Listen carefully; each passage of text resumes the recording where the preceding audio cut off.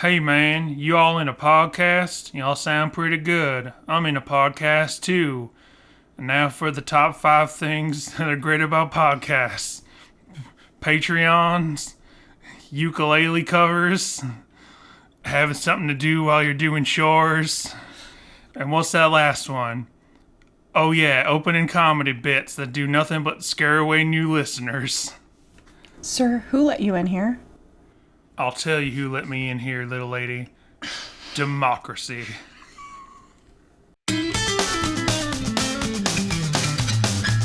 I'll watch you wind on down the string and settle to the ground. Well, I'll give my little hand a yank and then you'll come back round. Well, just like you and me, babe, you're the yo-yo, I'm the hand. Well, say you'll be my baby and I swear I'll be your man. Hello, everyone, and welcome to Sadie Hawkins Pod. Welcome to Sadie. Welcome to Sadie Hawkins Pod. We're back, and we're talking about Bird and the B-sides once again. Or are we? Or are we talking about Nashville, Tennessee EP? Because yes, again, my conspiracy hat is up, and again, I'm asking, why is Nashville, Tennessee EP a separate album on vinyl? Because since the last time we talked about Bird and the B-sides or a Nashville Tennis EP song, we bought the Nashville Tennis EP on vinyl. And how funny that an EP is on a 12-inch vinyl, not a 10-inch, not a 7-inch. Talking conspiracies once again, because as I said, I think Nashville Tennis is a secret full-length album that they hid in there. I'm pretty sure that our guest later on will be able to help kind of clear that up for you. What? We have a guest? Yes, we have a guest. We have today on the show, and we've already recorded it, so I'm acting like I don't know what he already told us. But today on the show, we have Relient K member Jonathan, or Jon, either one, Schneck, is on the show today. Guitarist, 7 years ago, Forgetting Not Slow Down, Collapsible Lung, and everything around there.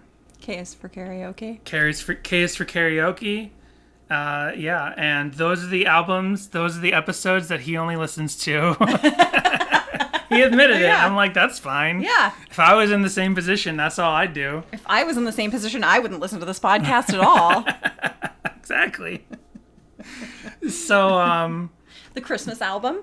The Christmas album. We didn't ask him any questions about the Christmas album, but we asked him all kinds of other stuff, and you can stick around for that, or you can skip to the time code that I guess I'll put in there, because who wants to listen to us prattle on? Because, yeah, technically we're talking about the song Bird and the B-sides this week. We always talk about a different Relient K song. We're talking about the song Bird and the B-sides, or are we talking about Be Your Man? We're talking about Be Your Man. That's the point. We're talking about the song Be Your Man, because it is the only song that Jon Schneck sings lead on.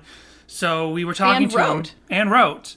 So we were talking to him for a little bit, talking about when he might be on the podcast. I'm like, well, obviously we should have him on for the episode where we talk about Be Your Man. And we have some very interesting information about how and why he wrote that song. Yeah. He's the only one who did his homework. Yes. So, yeah, like I feel like a charlatan being like, oh, we got to do all our regular lead up talk. Like this is technically, oh, and by the way, happy anniversary. Episode 52. We forgot to tell him in our interview, but this is our 1-year anniversary of the podcast. Amazing. 52 episodes, 52 weeks. Wow. So we're a year in. So we can stop now. Yeah, this is it. We gave ourselves a year. It's like people who are like, I'm going to give myself a year at this career and see how it goes. Yeah, so it's been a year, and this is technically our first guest, because we had those crossover episodes, but those aren't really guests. That's like we're all hosting an episode together in a crossover format. Right. This is our first real guest, where we're interviewing him and stuff. So it took 1 year, but it finally happened. And what an amazing guest to have. Yes. So we still have to put this around the facade that we're talking about one particular song this week. So we do have a couple of notes, which ultimately we presented to Jon in the coming interview, and he answered all those questions. But before that, we do have some voicemails going back to the last couple weeks. So let's hear some of those. Before we get to our big interview, let's hear our even bigger interview from people like Brady. Here's Brady. Hi, Danny and Jess. This is your corporate overlord checking in on you. First item of business. Danny, you should not be drinking Knob Creek with combos. You should be drinking Sheepdog. Number 2, combos rhymes with shows. Completely unlocks the entire song. Thanks, guys. You guys rock. MacPod for life. Excuse me. Who are you talking to? So first season, he's telling me what bourbon I should be drinking. Knob Creek is just my favorite of like the easily found national, like the ones you can find in bourbons you can find in a grocery store. Knob Creek is my favorite. There are definitely nicer bourbons that I like.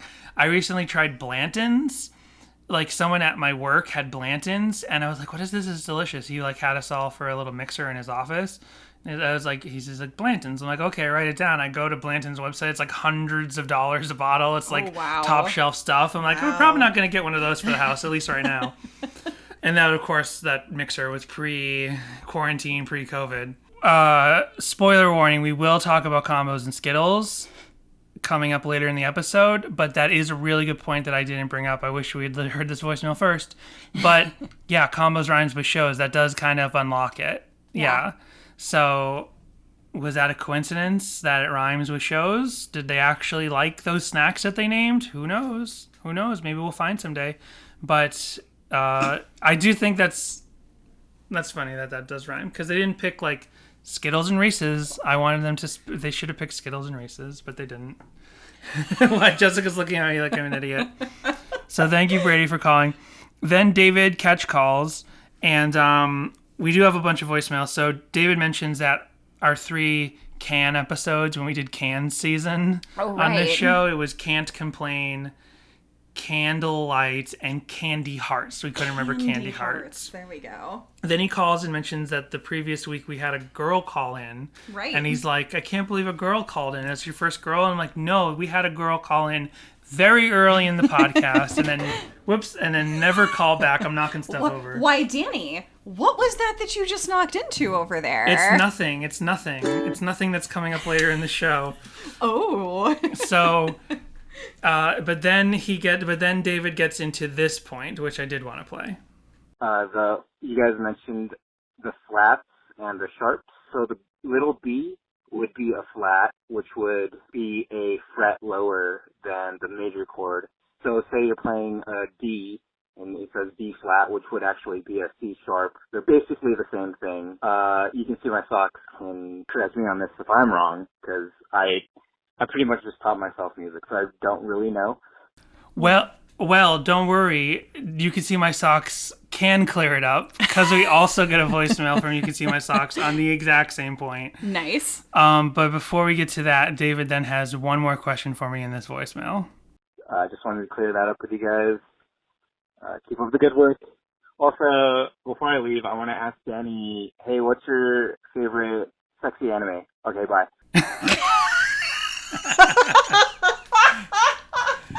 This came up again today because I had said something about like sexy animes, but I wasn't referring to pornographic anime. I was referring to romantic comedy anime, which exists. Anime is not a genre. Anime is a form. Like there is animation, and there is live action, and there is claymation, and there is sculpting, and there is painting.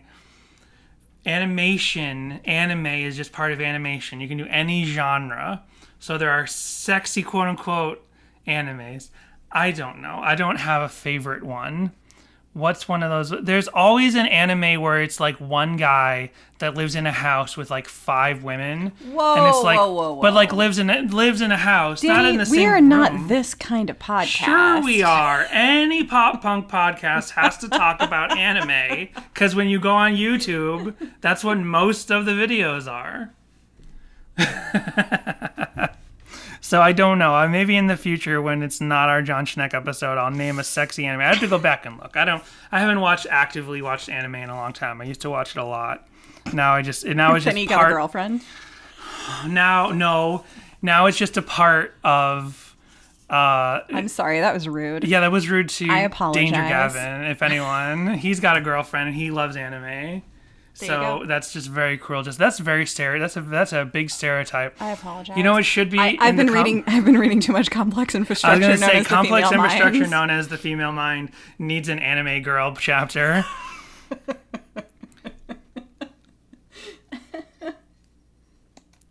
But yes, now here's You Can See My Socks calling to make the same basic points. Nice.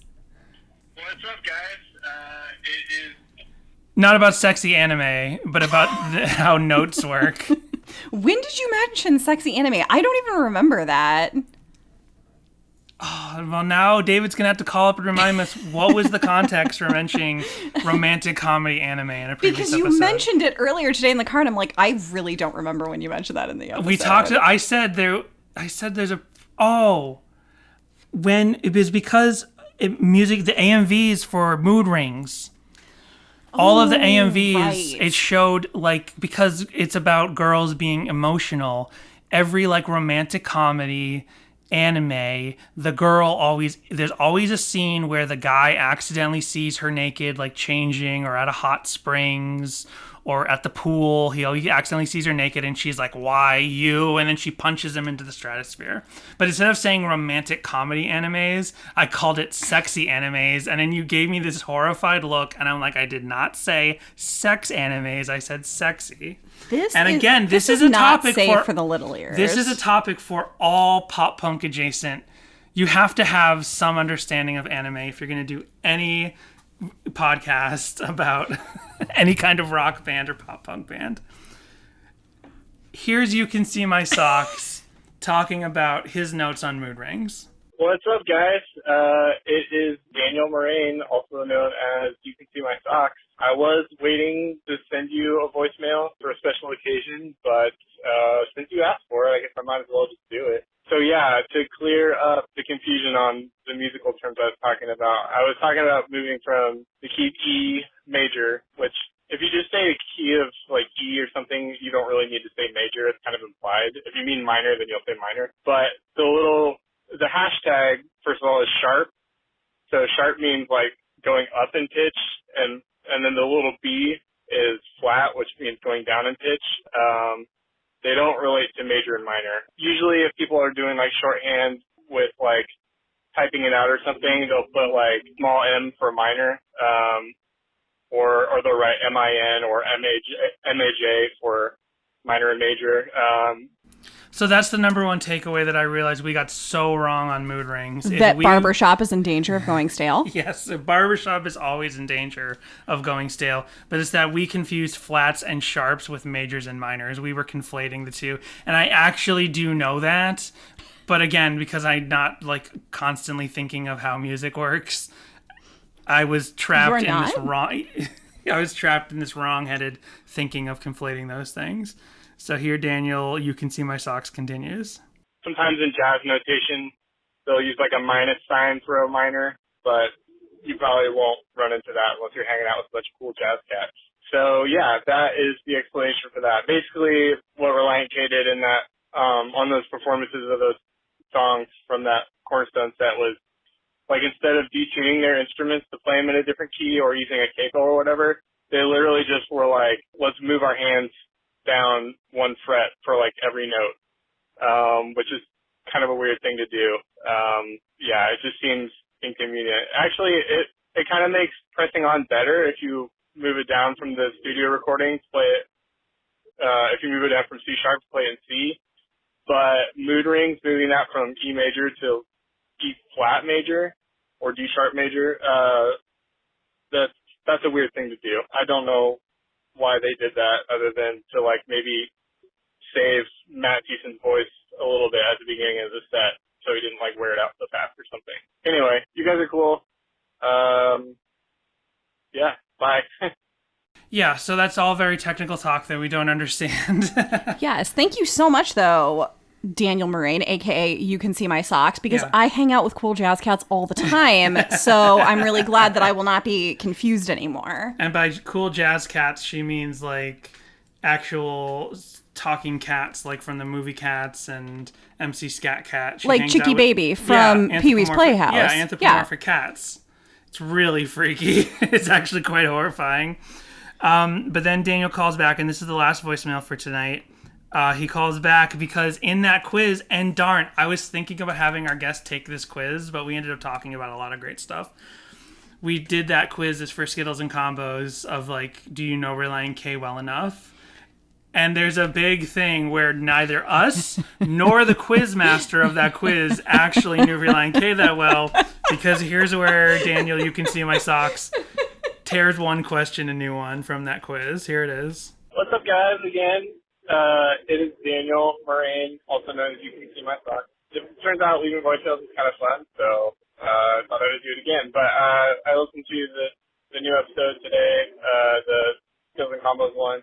I know I already tweeted you about the fact that, like, that quiz was wrong about, like, the banjo song. It's Wish the Berry Us the Hatchet, not Who I Am, Hate Who I've Been. So, yeah, in the one question was, who plays banjo on Who I Am, Hates Who I've Been? No one plays banjo on Who I Am, Hates Who I've Been. And I guess we could have asked our guest, did you play at all on because you didn't, but yeah, not according to the credits. But no, he didn't play on so yeah, it was a total mix up on their part and our part. But then Daniel just has a little bit more to say about the booklets that they were asking questions about, and then we'll move on with the episode. But also, I know one of the ones you got wrong was the Rebecca St. James one. That was the one who was hot. It wasn't Barlow Girl. I remember that from the liner notes. I remember a lot of weird stuff from those liner notes. Like, I also remembered, like, that they sang, like, Chuck Taylor's or Converse. Yeah, I don't know. I feel like I looked through those booklets a lot at, like, a really formative period of my life, and I don't know if, like, anybody else is like this, where they just, like probably most people don't need to look at all the liner notes and thank yous, like, more than once. Like, I understand that people, like other people will be interested in it, but, like, why do I remember to this day that, like, the French horn player on I'm Lion Wilson from Anatomy was Crystal Bozovsky? Like, who even is that? Why do I know that? It's not like I have it all memorized, but, like, I don't know. That was just kind of weird. Well, what I'm learning is that Daniel should be the one doing this podcast and not us. We should maybe have a segment every week where he just, like, calls in and gives us a voicemail on what we should know technically about the song. We could call it Daniel on Daniel, where I talk to Daniel, You Can See My Socks, and I'm like, what's up, Daniel? And he's like, what's up, Daniel? And I'm like, well... Or we could call the segment Damn Daniels, where the two of us go over stuff from previous episodes. Yeah, so there's that. Oh yeah, the effect of, like, the piano sound on that track, like, moving back and forth between the speakers, that's called panning. It's, like, basically, I mean, it's the same thing it is in the film world, like, you're moving from one direction to another. There might be a little bit of, like, I don't really think it's flange, I think it's more like phaser that's on the piano, because, like, the tone of it changes a little bit too, like, not just, like, which speaker it's coming out of. But yeah, the effect of going back and forth is panning. All right, have a good one. Panning. I knew that. I took Introduction to Media Arts. I had to learn about recording arts back in the day. But also, it didn't sound like me thinking from what he described, me thinking it was a flange didn't sound that off. Like, he apologized for me thinking it was flange. So we could have talked about that. Daniel apologized. Yeah. So now we can talk about Be Your Man, and we don't have a ton to say about it because we'll talk about it more later. But basically, it is the transition track between Nashville, Tennessee EP and the Bird and the B-Sides half of Bird and the B-Sides. And as I've talked about at length, conspiracy theory is that half of Bird and the B-Sides is new songs, half of it is B-Sides, but it's presented in the record store as all Bird and the B-Sides. We'll learn a little bit more about that later. I think this song's really fun. It's really goofy. It's kind of a throwback in a way, and we've talked about this recently, where those first 3 Relient K albums were so goofy. Yeah. Right? And by the time of they really tightened up the humor. Like, there's still obviously, like, short joke songs, and like We Just Wait, Crayons Can Melt on Us for All I Care is a joke song in the middle of Five Score. But the humor overall in and later than that was tightened. It was decisive. It was like it felt like in the first 3 albums, any goofy, weird, dumb thought they had, like Breakfast at Timpani's, would just get thrown at the wall. Right. And it all stuck, and they let it all go to the album, and they did it all in their music videos. But that they kept the humor and later, but they got a little more earnest and a little bit more serious. Bird and the B-Sides, Be Your Man, feels to me like a throwback to the goofiness of the first 3 albums. But it's so funny that it's written by Jon Schneck. Yeah. Right? I love this song. I think this is a fun song. When this song comes on the album, I let it play through. This is never a skip. This is a great song. Yeah. It's so fun. And it's good that it's there, because it's like even when I never understood why is Nashville, Tennessee P one thing, but why is Bird and the B-Sides a different thing?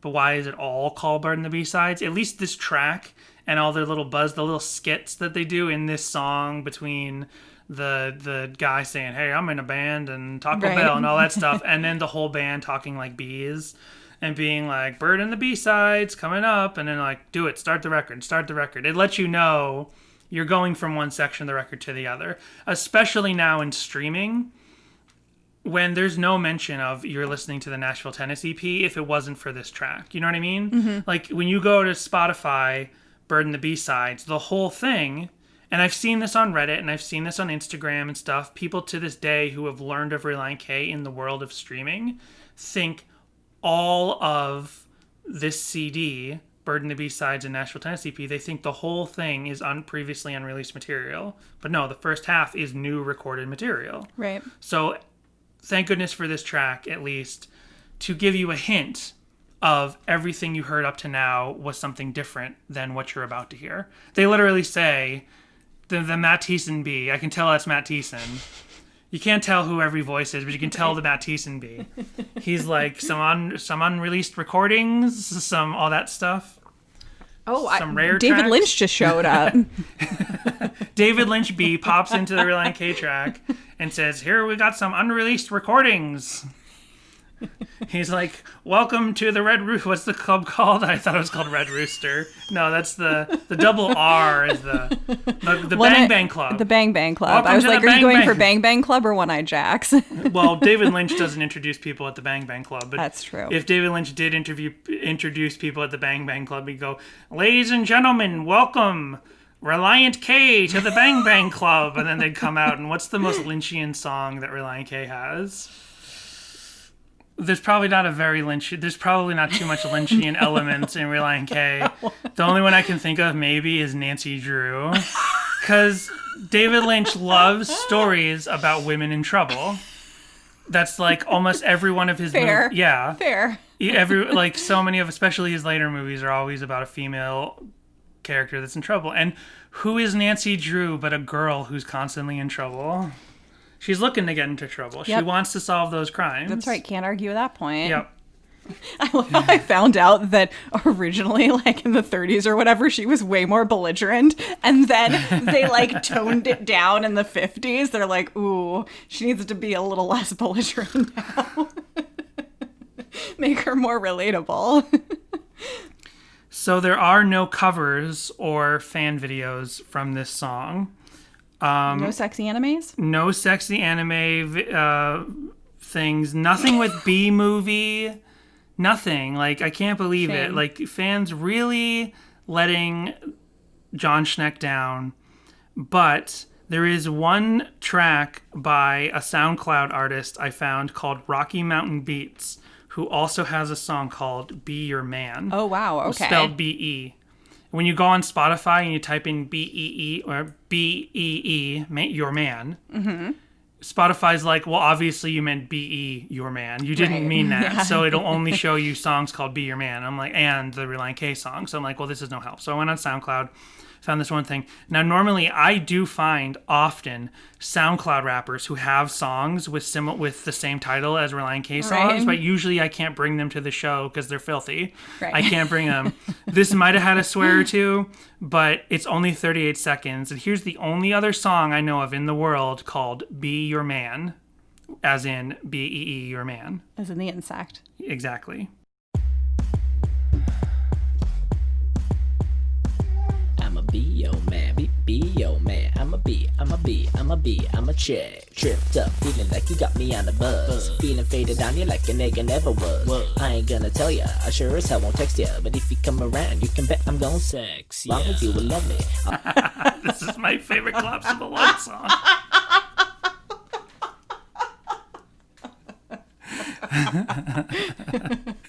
This is great. We're only halfway through the song. Here's the rest. All is warm and sunny. Long as you stay with me, there'll be none but milk and honey. I'ma bring the bacon. I'ma make the money. I'ma keep a head protected working for the queen bee, and I'll be your man. Be your man. Be your man. I'ma be your man. Be your man. I'ma be your man. I'ma be. That's where it ends? Yeah, that's where it ends. It's a wow. 38-second song, and it went Okay. right into a Patreon commercial. Like a commercial for Patreon. Wow. So, yeah, how about that? I'm so glad I actually get to play a SoundCloud hip-hop rap artist, because I never get to do that. That's not dirty at all, actually. But then, since there's no other covers, Jessica looked it up, and she's like, these chords are pretty simple, Danny. Could you try playing a cover? That's I'm right. like, okay, because as we said, I'm not musically talented, and this is going to be horrible. And I'll upload this later to the MXPX SoundCloud. It's great. I love it. I believe in not you. the MXPX SoundCloud, sorry. My SoundCloud account is the MXPX Memes SoundCloud. That's the only SoundCloud account I have. So that's what I'm going to upload it to later. Here we go. This is going to be atrocious. Welcome, new listeners who are here to listen to our Jon Schneck interview. Please first listen to me try to play a ukulele cover of Be Your Man. Ready? I'ma be your man. Be your man. Be your man. Oh, wrong cover. Hold on. Okay. So, before I play it, just know that I haven't played ukulele in years. I've just been kicking around forever. And I know this sounds really bad. I've been trying to tune this thing all day. And I don't think that these chords are completely correct, because many chord websites are wrong. But this is what they tell me. So here's my horrible, out-of-tune cover of Be Your Man. Well, I watch you wind on down the string and settle to the ground. Well, I give my little hand to yank, and then you come back round. Well, I watch just like me and you, babe. You're the yo-yo on the hand. Well, you say you'll be my baby, and I'll be... I swear I'll be your man.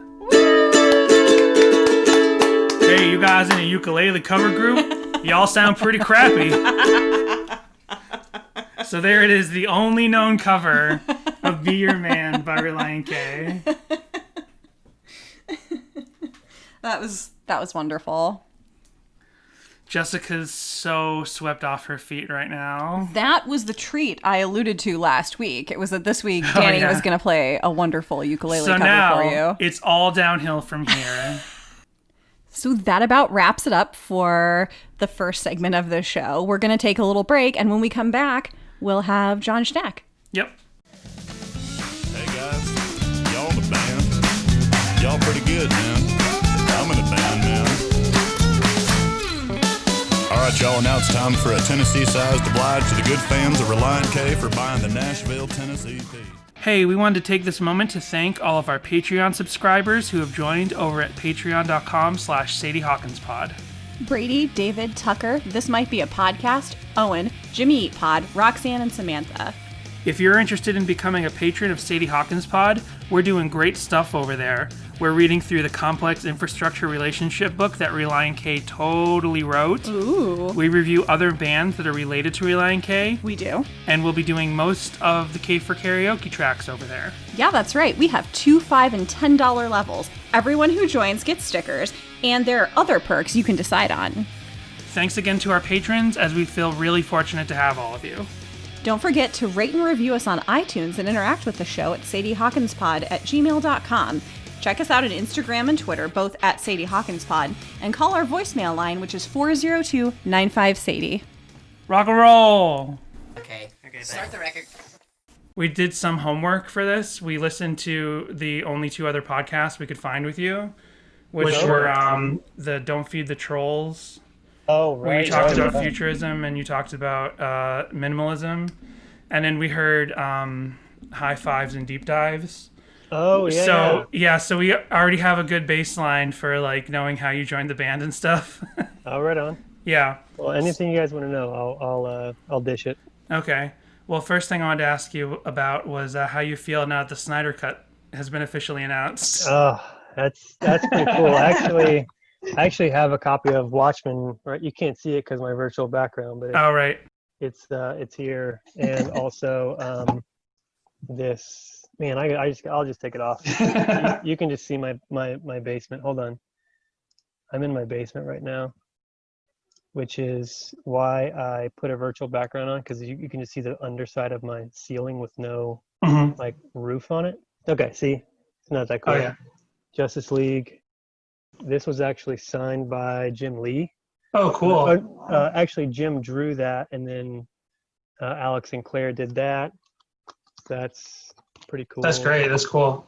And I was just showing you this because I know Zach. Oh, right. Yeah. Did the that movie. So. Yeah. Yeah. Because I don't remember what episode we talked about it, but I had talked about the Snyder Cut. Yeah. Yeah, and I was like, and I have very particular Zack Snyder opinions, and I heard you talking on that other podcast about Zack Snyder and Man of Steel and stuff, and I loved Man of Steel, and I liked Batman versus Superman. I didn't hate it the way everyone else hated it, and then this is incredibly nerdy, and maybe I shouldn't be admitting it, but I had dreams about the Justice League movie leading up to it, like going to see it, and like all these, and I had like a whole plot for the movie in my head, which I'm not going to bore anyone discussing, but I was like so excited for that movie, and then seeing what they did, I was like, yeah, this is clearly not Zack Snyder at all. Right. Yeah, I'm pretty stoked for it. Yeah. I heard they're going to spend between $20 and $50 million on it. Right. So, I mean, I don't have HBO Max, but I'll probably get it just to watch that. So yeah. And it might be like they're saying it might be like 4 or 5 hours when it's done. It's gonna because he had this whole extra that's just silly. I know. Well, because it was supposed to be like Justice League 1 and 2, like they had part 2 planned out, like they had with Endgame and Infinity War, and then that all went to pot when Batman versus Superman didn't perform like they expected. Yeah. But yeah, I mean, I'm a fan all around. I actually really liked Ben Affleck in as the role of Batman, and yeah, I think it was all pretty cool. So I actually didn't hate the movie as it was. So right. I'm pretty excited about the Snyder Cut though. So one thing we wanted to ask you about so like I said, we did some homework, so we have a good idea now that we didn't necessarily know before about how you joined Relient K and all that, and we want you to restate some of it anyway. But one thing we didn't find out is like, we know you're from Central Florida, right? Yep. True. And we just didn't find like information about what it was like for you growing up. We learned about like your move to Nashville and all of that, but we're just wondering what it was like for you as a kid. Like, how did you get into music? Like, what kind of interest did you have that eventually led you to Nashville and to getting into music and stuff like that? Yeah, it's I don't know if it's interesting for you. It's interesting for me. My dad, he was a music guy, a music major in college and that kind of stuff. And we just, me and my friend group all just played guitar together. And I grew up with Zach Gehring, who was in the band May. I don't know if you've heard of that. Yeah. So me and Zach were like best friends growing up. Oh, that's great. And yeah, one of the coolest stories about me and Zach is May ended up getting signed by Capitol a little bit after Relient K did, and Zach and I used to play guitar together and record songs on a crummy little 4-track that I had in my old house, and we always kind of had these dreams that we were gonna like be professional musicians together, and we ended up touring together a couple times. But the coolest story ever with me and Zach was I was in New York, and we were in Capitol, like the high rise, wherever Capitol Records was. And I think we were playing a show that day or something. And we went down to like meet with people from Capitol, and we're like walking through this huge, it just looks like a stereotypical, music business office here in Manhattan or whatever. And we turn this corner and like, hey, we're going to cut through here to get to another guy's office. And we go through like this boardroom, and there's May sitting in this boardroom in New York. And I walk in, and me and Zach just kind of like have this huge embrace, and we just look at each other, and we're like, we did it, bro, we did it. So that was cool. But yeah, I mean, basically we just, there was a punk rock scene. Zach was in this band called Unsung Zeros, which the drummer for that band his name was Jason Burrows. He ended up playing with Boyce Avenue. I don't know if you have ever heard of those guys. No. Big like massive YouTube stars. Okay. But yeah, there was kind of like this little scene, and we all kind of went our separate ways. And when I graduated high school, I moved to Nashville, and I moved with a guy that I went to high school with, and his parents got divorced, and his mom moved to Nashville because she wanted to be a songwriter. And then me and my buddy Lane moved to Nashville, and then about 3 months later, he decided that he didn't want to do it anymore, and he moved back to Canada. Okay. So I just lived with his mom for a long time. So it was kind of funny, but that's kind of how I got to Nashville. Kind of a boring story. I ended up going out on a bunch of different tours and a bunch of local bands, and then I stumbled upon being in that band Audio Adrenaline, and then we did 2 tours in a row with Relient K, and during the second of those 2 tours, Brian quit the band, and I was gonna originally play bass for him and fill the void that Brian was leaving. And then they had already asked John Warren to play bass, and then they asked, but he didn't know if he wanted to quit Ace Troubleshooter to play for Relient K. Right. So they asked me kind of as a backup, and then I kind of said yes, and then he said yes. And then they were like, crap, what do we do now? So then we became a 5-piece, and that was sort of the beginning of what I consider the kind of second era of Relient K. So right.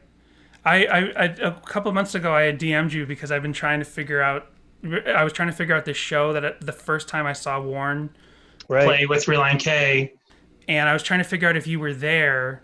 So there was this like short period of time where Warren had replaced Brian, but you still hadn't like jumped on yet as the 5th member. Yeah, and I was trying to figure that out because like I have all this history of talking to Relient K, like the original or the well-known 4-piece with Brian and Dave, and then I was like, did I ever talk to Schneck at any point? Like, were you? And then I figured out no, because by the time you joined the band, like I wasn't like actively going to like 3 or 4 shows a year of Relient K. Like I just caught the band like every couple of years when they came through from that point on. Yeah. So yeah. I think we figured out the show, didn't we? Yeah, you did. You told me you had to text Warren and ask, was there a time? Because it was at the Boston Axis, and it was like, but they played there so many times. So if you search Boston Axis, it's all of the big tours that went through there. And like, this was like a little show that had like barely any promotion of any kind, and it turned out it was like the small shows they played just to like with having recently come out or something like that. Yeah. So I was so glad you helped me figure that out, because otherwise I was gonna have to go to go back to Massachusetts and find like newspapers and microfiche from the time and like try to find concert schedules, like in the movies where you scroll through the microfilm. Yeah. That's funny. So they did a couple of like release shows, and then I came on and did a couple of release shows, and then we started our first like tour. I forget, beginning of 2005 probably. So what was that time like when you joined Relient K? Like, was there, I guess, because it seemed like such a seismic shift for the band at the time as a fan, like all of a sudden they're a 5-piece, like, like it was almost like they felt like exactly, just speaking from me as a fan, like they felt like the exact same band. But then you look at the cover of like 5 Score and it's a totally different lineup, but it still feels, because, you know, Matt Thiessen was obviously like the driving force of writing the songs and everything, so I get why it still felt cohesive. But like, did it feel like a seismic shift to you coming into Relient K the way it might have felt to some fans where the band had changed so much so suddenly? Probably not for me, because I honestly wasn't a huge, like, I don't want to say the word fan, but I had only known the guys on like just from whenever I toured with them. So we did like 2 back-to-back tours, and that was right before came out. And that's really all I knew of the guys. And so it kind of felt the same to me, because we played a lot of those songs, just added in the new, you know, a couple of the new songs on the next tour.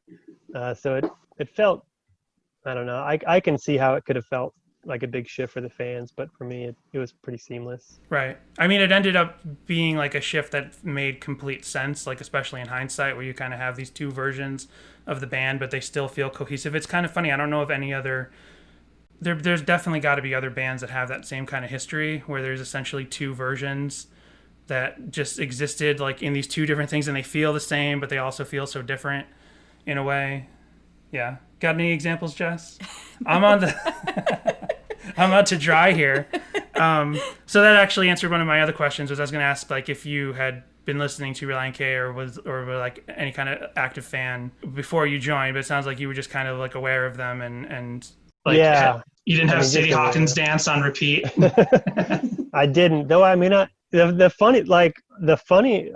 funniest story, the very first time, and I don't even know if I've ever been told or reminded Matt of this, but the very first time I ever met Relient K was right when they became a band, right when they started touring. I had just moved to Nashville. This would have been like 2000 maybe, and I was working at a retail store downtown Nashville, and they were in downtown Nashville to play for GMA Fest, or I don't know if it's called GMA Fest, GMA Week, which is like a thing in Nashville. I don't think they do it anymore, but it used to be where all these like Christian bands would come together, and they would just, like, all the clubs in Nashville would be just totally open and free, and you could just kind of go around the different like showcases, almost like South by Southwest, but much smaller and only for Christian bands no one's ever heard of. Okay. So, but Relient K was playing one of them, and I saw their show the night before, and then the next morning they were like downtown doing a photo shoot, and this is when, like, back when Steven was in the band. Oh, okay. And they all came into the store I was working in, and I was like, dude, I totally saw your show last night. So that's actually the very first time I ever met those guys. And then it was like 4 years later that I joined the band. That's hilarious. That's amazing.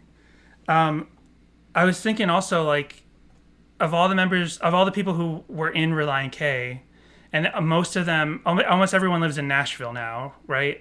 Like, a lot of them do. Like, I would say the majority of them. And you were probably like the first person who would become a part of Relient K that was living in Nashville, right? Yeah, everybody was in Ohio whenever I joined the band. Right. And Warren lived in Minneapolis, and Matt and Dave all lived in Ohio. And then pretty soon after, Matt Hoops moved to Nashville, and then it was me and Hoops who lived here. Dave lived in Cleveland, Matt lived in Canton, and then Warren moved to Denver. So we were all over the place. And then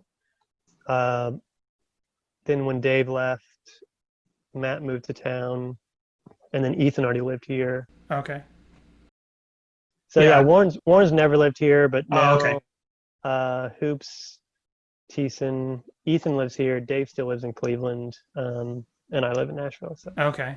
It seems like, and this is something else we forgot to mention, but especially since you're from Central Florida, like, Jessica's from Central Florida. She's from Orlando. Yeah. And it's so funny because at other podcasts we listened to get some ideas of what to ask you, you guys were talking about Celebration, like the town that Disney built. Right. That's where I'm from. That's where she's from. Oh, no way. That's so funny. Because you guys were like talking around and you're like, isn't there like a town where it's like a weird town that the Disney themselves built? And Jessica's sitting there and she's like, Oh, that's funny. Because she was actually from there, and like eventually they unincorporated away from Disney. Yeah. But they were still Disney owned when she lived there and when I met her. Yeah. Yeah, it was like a place where all like the park employees kind of worked and lived, and was that kind of what sort it of. was? I mean, my family had nothing to do with Disney. We just lived there because we liked the area. Yeah. Totally. So, yeah. That's funny. But Yeah, it does have its own back entrance, so it made it Nice. easier for people to get to Disney. That's awesome. Yeah, my buddy who actually lives out in LA now, he used to live in Celebration. Okay. So, Yeah. but I don't know that I've ever been there. I don't know. Yeah. I grew up in like northwest, I guess, of Orlando in Lake County. Okay. Which is like the next county north there, and a lot of orange groves and cows. Right. Yep. Right. Did you ever go to Flea World in D-Land? Oh yeah, absolutely. Yeah. After we moved away, sometime in like the 2010s, their original location closed, and then they moved apparently, and then that one closed again. It's a shame. We had to drive straight through there to get from where I live to the beach, which we always went to New Smyrna Beach, and you had to drive straight through that area. So Okay. went there all the time. I was just asking about Flea World because April, our dog and sound engineer, as we refer to her, she's from the pound that was next to Flea World. So Oh, no way. Yeah, so we felt bad when that pound's still there, but when the Flea World went away, we're like, oh, because if you park at Flea World, you could hear dogs barking on the line of trees. And so we knew there's a pound there. So one day we were like, well, we want to adopt a dog. Where should we go? And it's like, oh, I know where there's an SPCA. And we went to that one, and there she was. Nice. Yeah. That's so funny. Yeah. So, I was going to say, like, your story of, like, how you were already living in Nashville and Ethan was already there, and then eventually all of Relient K moves there. It just makes me think of how we went to film school, and then, like, slowly people move here to Los Angeles, and then, like, people move back, and then, like, we move here, and then we have some friends here, and they move away, and then other friends we know move here. It seems like Nashville's the same thing, but for musicians, like, who's moving to Nashville? Who's moving out? Exactly. Totally. Yeah, we lived in LA for like 3 months at one point as well when we did Five Score. Okay. We lived right above a Bed Bath and Beyond at right across from the ArcLight there. The ArcLight with the one with the Cinerama Dome?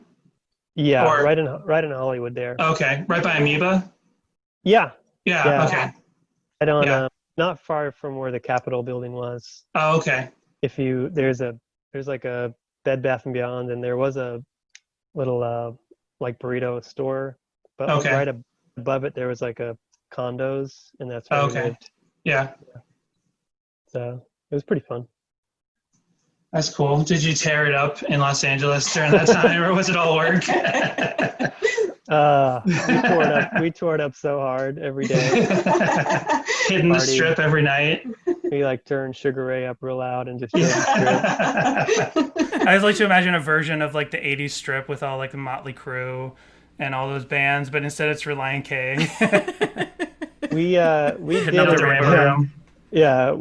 we did as much of that as we could. It was like the best kind of living in LA because everything was paid for. And I say paid for, I mean we paid for it, but it was like free to us because it was all recoupable based on like record budget. So it felt free, even though it wasn't. But you know, our Capitol Records would take us out to dinner all the time, and it was. I don't think I'd be able to afford to live in LA like anymore, but it was a good experience to get to go there and live on someone else's dime. So yeah, it's like having parents, but they're the record label. Yeah, that's totally true. That's exactly how it was. Yeah. Because Jessica's parents moved out here after we moved here, and once in a while when they're like they want to take us to dinner, we'll be like, oh, we're getting a free dinner tonight because we know they always pay.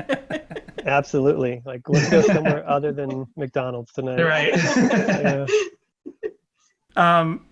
I had one thing I was wondering, especially during the time where you joined, and maybe with the signing to Capitol or the move to Capitol. Like we heard an interview with Hoops where it's like it wasn't like you guys were signed to Capitol. It's like basically it was the same parent company, like both Sony, like Goatee. I think it's Sony, or someone like the same parent company that Goatee is a part of. So is Capitol or Capitol, whatever. So it wasn't like they said, hey, are you interested in Capitol? It's just like you guys kind of got moved up and graduated to Capitol, right? Yeah, it was all under EMI is who it was. Oh, okay. Basically, that was at a time where Goatee was owned by this big parent company who also owned Capitol, and the record had come out and it was just doing so well. Mm-hmm. Capitol was just like, hey, we're basically gonna steal you away from Goatee, right. And I think the official term is called upstream. Okay. They upstreamed us onto, but yeah, it's kind of like we graduated onto like from the AA team to like the major leagues, right? You know, in like a baseball analogy. Yeah. So I think they just kind of picked all the bands who were actually selling records and then just moved them up to Capitol or whatever major label version of that they had that would work well for whatever artist. It wasn't like we kind of shopped around to a bunch of different labels and then they're the ones who made us the best offer or anything like that. It was sort of all kind of in the family. Right. So one thing I was wondering around that time, because for the years where I was seeing Relient K multiple times a year, and those first 3 albums, like there was a very definitive feeling that they were like a ministry band. And we've talked about that on this show as when we get to for the first 3 albums and the clearly Christian-based songs on there. And then we've pondered, like, was there, and the fact that it lines up with a major label release, to some fans would be like, they're selling out or whatever. Like, that's not what I ever would have assumed or thought. But I was just curious, was there a feeling of Relient K not necessarily being like an active ministry in the way of like Christian festivals and youth group shows? Because Relient K, I would see them play at like tiny youth groups and stuff like that. So was there an active thought like we're not exactly a ministry band anymore? I don't think so. I mean, because that record was written with the anticipation that it was only ever going to be on Goatee, mm-hmm. and not that it was ever going to be on Capitol. Right. But I don't know. I mean, I think that there's like a misunderstanding that anybody who's on like a quote unquote Christian record label, they're like ministers. Right. You know? Yeah. But I mean, definitely. Yeah. We're just like kids who were, in songs and like none of us really had any understanding of it's totally fine. It doesn't bother me. I have a little Yorkie who's like 5 pounds. He doesn't bark that often, but yeah, there's like a misunderstanding that anytime you see a band that's like on a Christian label that they're right, supposed to be like ministering to you or something. But I think the reason that the songs were the way they were before was because, or resonated with youth group kids, is because all those, all the guys were just youth group kids. Right. And they were just writing songs that youth group kids liked because that's who they were. Yeah. And then, as youth group kids grow up a little bit, the songs changed, subject matter a little bit. And then you keep growing up and you keep writing about stuff that happens in your life. And I think there's always a spiritual aspect to it, because Matt was a spiritual, at least personally, he had a spiritual bend on his outlook on life. Mm-hmm. But I don't think that the band was ever, trying to be like a ministry band, right? But more just like, hey, we're youth group kids. These are the songs that we like. We like Goatee Hook and we like MXPX, and let's just make these songs kind of right from the perspective that we have. So yeah, I just had this feeling at the time of the first 3 albums, like because I didn't actually learn about Christian music, Christian punk, whatever, until after I was into other types of grunge and punk music, and it was my mom who was like, hey, you can keep listening to that, but could you also listen to these other CDs that sound the same, just to like offset it? And I was like, sure. But then I actually loved it because I'm like, well, here's more bands that sound like what I like, and I'm allowed to bring these ones to youth group as opposed to my other CDs and stuff. Totally. So yeah, like, whenever I was a youth group kid, like we would just go to youth group and there would be a barrel of youth group CDs. Right. So we would just grab them all and take them home and listen to them, and then we would go home and write songs that sounded kind of like those. Because that's just what we're listening to, and I assume that's probably what Matt was doing back then. But I used to love all those old like Tooth and Nail bands, and Plank Eye was one of my favorite bands, and MXPX and Goaty Hook and all those guys that kind of influenced Matt. We were all just trying to write songs like them. So I asked you that. I asked you some of these questions that I wrote down. We've already you've covered in other questions. So I'm like, oh yeah, I'm going, they just happen to have been covered. Did you have anything, Jess? No. Did you want to get into your birds and the B-sides theories? Okay. Yeah. So basically, we're this episode we're doing "Be Your Man" because it's the song in Relient K's discography that you wrote and you sang on, right? So I have we actually came up with multiple questions about this song. First of all, and this album. So first of all, I don't know if you heard any of our previous Bird and the B-side episodes, but until we started this podcast, I couldn't really wrap my head around Bird and the B-sides for like 10 years. And then I realized, wait a second, Nashville Tennis EP, which is the first half of that CD. It's called an EP. It's a pun, obviously, Nashville Tennis EP. I get it. So it's a full-length album. It's over half an hour. It's 13 songs. It's like basically a full-length worth of new songs that at the end some B-sides are tacked onto. So I'm like, but then it's almost like the band was gaslighting us as fans and calling it an EP. So I have multiple theories, and I won't explain them all to you, but I'm like, was there something going on where it's like, hey, we have an album's worth of material, but we don't want this to be our canonical follow-up to 5 Score 7 years ago, especially like after going back to Goatee and stuff? Or was it just like you guys set out to make an EP and accidentally recorded over half an hour material? Like, what happened there, basically? Wow, I'm trying to think of if I should say the real answer or the answer that we always gave. Well, that's the thing is, like, we looked into it, and there are these questions in Relient K mythology.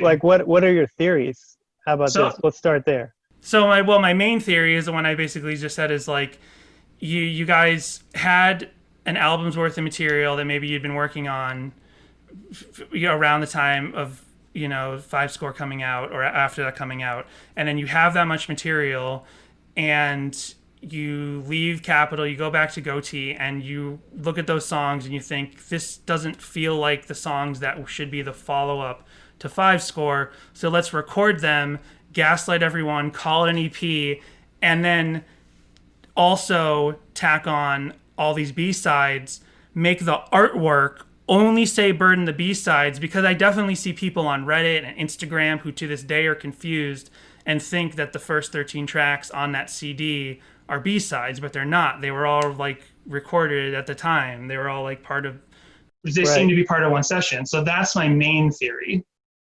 Does that one sound like anything? Can you wink at the camera? And then the other one. Yeah, what's sorry. The other one is just that, like, you guys set out to put together a B-side collection, and we're like, we got some new songs, let's put them in here as well. And then when you go into the studio and record everything, you accidentally have half an hour of songs. And so then you're like, well, let's just still call it an EP, even though we recorded way more than an EP. I will be 100% honest with you. I don't know how much of what I'm about to say is true. Okay. Because I really don't remember because that was a long time ago. When was that? 2008 or something? Mm-hmm. So yeah, that was 12 years ago. I don't remember much from 12 years ago. I want to say it had something to do with them making us put out an album. Okay. And I think that's where the title, The Bird, and the B-sides came from. So it was actually almost like a pejorative, like we're flipping you the bird. Oh, because Jessica wondered that, like, why is it not birds and the B-side? So why is it bird and the B-side? Oh, wow. I want to say that it was like, you want an album? Fine. Here's your album. Interesting. And like just a B-side collection wouldn't have been enough or something? Right. Yeah, there had to be new material. I think it had to have a certain amount of songs on it. Okay. And but it wasn't enough, or it wasn't cohesive enough to be like a Relient K album. Right. Because the songs on that album are great, but because we like have the Nashville Tennis vinyl, and we put it on preparing for this, and we're like, these are all great songs, but it doesn't, and it's a 12-inch, which more feeds into my theory. Like, you would think the Nashville Tennis EP would at least be would just be a 10-inch or something, but it's all 12 inches of the record, and we put it on. It's like, these are all great songs. Like, there's so many great songs in there, but it doesn't feel like it feels like it doesn't feel like an actual like new studio album. So that's why I had those theories, and like especially I mean, and then Forget Not Slow Down is on the horizon, and that is an album. Like that's undeniably like the definition of an album. But then you look at Bird and the B-sides or Nashville Tennis, and you think it's technically an album, but it's not. Like, it would have ended up being called the sixth album. If it wasn't packaged in this way. Right. Yeah. Yeah, and I don't remember all of the details, but somebody somewhere, I think, said we had to put out an album, and no one was ready to put out an album. So I think that's where all those, the original idea also behind, I know you said you were going to talk about Be Your Man. Mm-hmm. The original idea was that everyone was supposed to get together, or everybody was supposed to kind of go home and write a minute, like, funny song. Okay. That was my next question about leading up to Be Your Man. Because basically I was wondering, oh, what's that?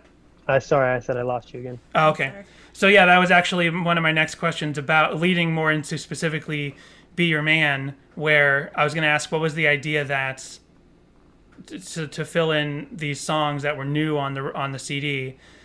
Everyone writes and sings lead on a song, everyone who's in the band at that point. And then your song is the only one that's a joke song. Like, Ethan's is technically humorous, but it's not but John Warren's and Hoops' songs are both like totally straightforward, earnest songs, and Ethan's is a little humorous, but it's not a joke song, and then yours is like flat out like a joke song.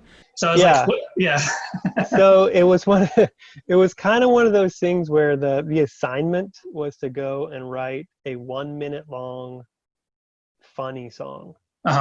If I'm recalling this correctly, the idea was like, hey, let's all go and write a 1 minute funny song, and we'll put it on there, and we'll just kind of pad the track numbers.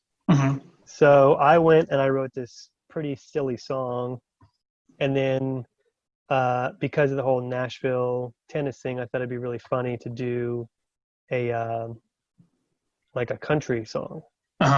And then Warren shows up with this like really awesome serious song. And then Hoops writes this song, and I was like, that's not a silly song either. And then Ethan's song was like, I mean, that could be. Ethan's was pretty short too, I think. I think me and Ethan were the only one who wrote short songs. And I think what happened was Warren played it for Thiessen, and Thiessen was like, oh, that's a great song. Let's just make it into a song. Like just do that. And then I think Hoops was just like, I'm just gonna write whatever I want to write anyway. And Right. then, so I kind of showed up, and it was like the 11th hour, and I had this kind of silly song about I don't even It was know like what it a- was about a yo-yo. It was like a yeah. It was like a, Like I think, well, we haven't done our first discussion. Now we're letting the listeners know. I don't know if when we mentioned at the top of the show, I don't know if that's going to get edited out, but this was we're recording first, and we'll talk about the song first later. And yeah, it's the person in the relationship that you or the narrator of the song is in is like a yo-yo on his hand. It's like, I don't think it's a literal yo-yo. even though it's like a Right, jokey yeah. song. I had to listen to it a couple times. I'm like, okay, it sounds like it's a literal yo-yo, but I don't think it's a literal yo-yo. So it is a lot deeper meaning than maybe you intended. There's all these metaphors and layers of reality and narration. Right. Sorry, So, cut out again for a second there. But I was saying, like, even though it's like a joke song, there is like more going on, because when you first hear it, you're like, wait, what is he singing about? Is there an actual yo-yo or is the girl a yo-yo? So there is like a deeper meaning, even though you were the one who went and wrote the silliest song. Yeah, so then I don't really even remember what the song was about. It's been so long since I've even heard it. But it was about, I think the idea is like the analogy of like a relationship being like a yo-yo. Right. Like, you know, they're, you know, come and go kind of thing. It's like It's a proto boomerang. Right, exactly. That's totally it. wow, I heard that there's a song about a boomerang and a song about a yo-yo. That's Right. amazing. See, we're putting things together. Just to remind you of the lyrics you wrote. Oh yeah, here we go. On Genius, I love that on Genius, it's like verse 1, and that's it. There's no other verses. Why bother labeling the sections? It says, I'll watch you wind on down the string and settle to the ground. I'll give my little hand a yank, and then you'll come back round.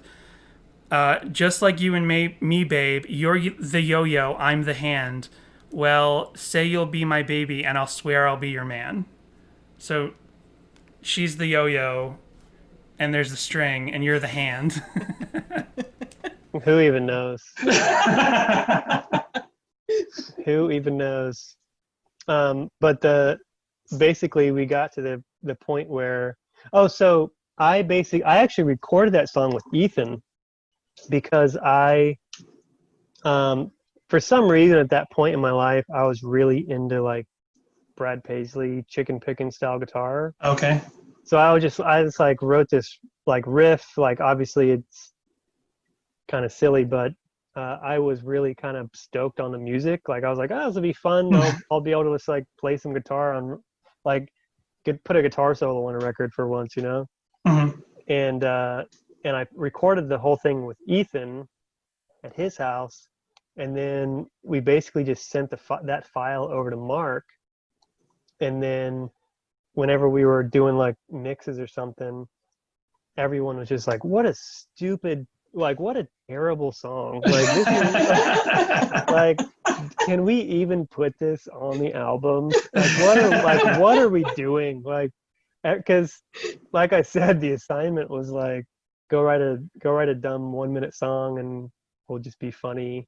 And then everyone came with these great songs. Right. And I was like, crap, I don't really have anything else. So, so then basically the way that it got saved was Ethan did that voiceover on it. Oh, so that is Ethan. Okay. That's what I was wondering. Yeah, so Ethan, so it was, I think Ethan was really pissed that I had like just a guitar solo in the song. He's like, okay. it's a minute long song and you still put a guitar solo on it? He's like, this is why we don't let you write songs. Yeah, so that answers my next question, because we were like, I always thought it could be, well, I either thought it was Ethan or someone else, like or someone like who wasn't from the band, or like someone who was awesome. And okay. Yeah. So because it didn't sound like you. Yeah, so we're just listening, or we're like playing the song, and Ethan just grabs a mic and just literally says that. It just makes that up off the top of his head, and the 4 great things about America and Taco Bell and all that. and then they were like, "That's pretty funny. Yeah, let's keep it." And is that the transition between the two Yes. albums? Yeah. That's the other thing I was going to ask. So did you have and then we all did those buzz sounds at the end. So then we all recorded the buzz sounds, and then it became sort of like it became like the linchpin of the CD. In a way. I'm not even kidding, because it's called Bird and the B-Sides, and you've got the song on there called Be Your Man, B-E-E. Yeah. And so it like ties it in thematically, and then it's got this whole little skit at the end leading into the second half of the record. So even though it sounds like it was a tumultuous process to get the song on the record, is that the word? It was a difficult process to get the song on the record. It became this linchpin between the two halves of the record. Yeah, I basically ruined the possibility of like Warren and Ethan ever writing Relient K songs again, because Thiessen was just like, we're never doing this again, guys. After what Jon did, this is unforgivable. Sorry, this was your chance, and he blew it for you all. So I always love that. I always love that Warren has that song on there, because it's basically like, this is a weird analogy, and since you're a DC guy, maybe you get this, but we were talking about Justice League earlier, but in Justice League Unlimited, when they did the epilogue to Batman Beyond as a side episode. It's like, here's a little epilogue to Ace Troubleshooter in the middle of this Relient K record. That's what his track always felt like to me, because I loved Ace Troubleshooter at the time, and they'd play at Soulfest with Relient K, and I'd be there every year, so that was always cool. But that's not your song. Yeah, that other song that was way better than the one that I and I always felt bad, because I mean I am somewhat, I wouldn't consider myself a Nashville quality songwriter, but I did have other songs that I could have, that were better, that I could have, put on there. But like I said, it wasn't the assignment. And then we get to the end, and I was like, crap, now what? It's kind of like whenever you you really regret what you about to turn into your homework. It's like, oh, I wish I would have taken this class more seriously. Yeah. Everyone else kind of saw it as like an opportunity. It's like, wow, we never get a chance to like write a song on the Relient K record, so we're gonna like try our best to. Except for Ethan. Ethan's was kind of a joke as well, but anyway. But I said, I think it saves it saved the record thematically. Yeah, I'll take it. One that's never been played live and likely never will be. Right. Well, there's no covers of it, and according anyway to the chord websites online, there's only 4 chords. So I was like, I think even I, with no musical talent, can put together a horrible cover. So hopefully between this interview and when the episode comes out, in the first part, we'll have recorded a really bad cover of the song, the only one I know of out there. I love it. Yeah, I mean the whole point of that song was just so I could have fun, like playing chicken picking guitar. That was really the whole point. So. Did about the buzzing talk at the end of that track that transitioned it, were you guys using helium in the room, or was that done through processing? Because I swear I hear rubbery sounds like balloons in the record. I don't think we used helium. You know what? Maybe we did. I swear if you put on big headphones and you listen really close, you can hear like that squeak of rubber of like, twisting the balloon and trying to not let all the helium out. Maybe I always did. Yeah. I just assumed for years. Sorry.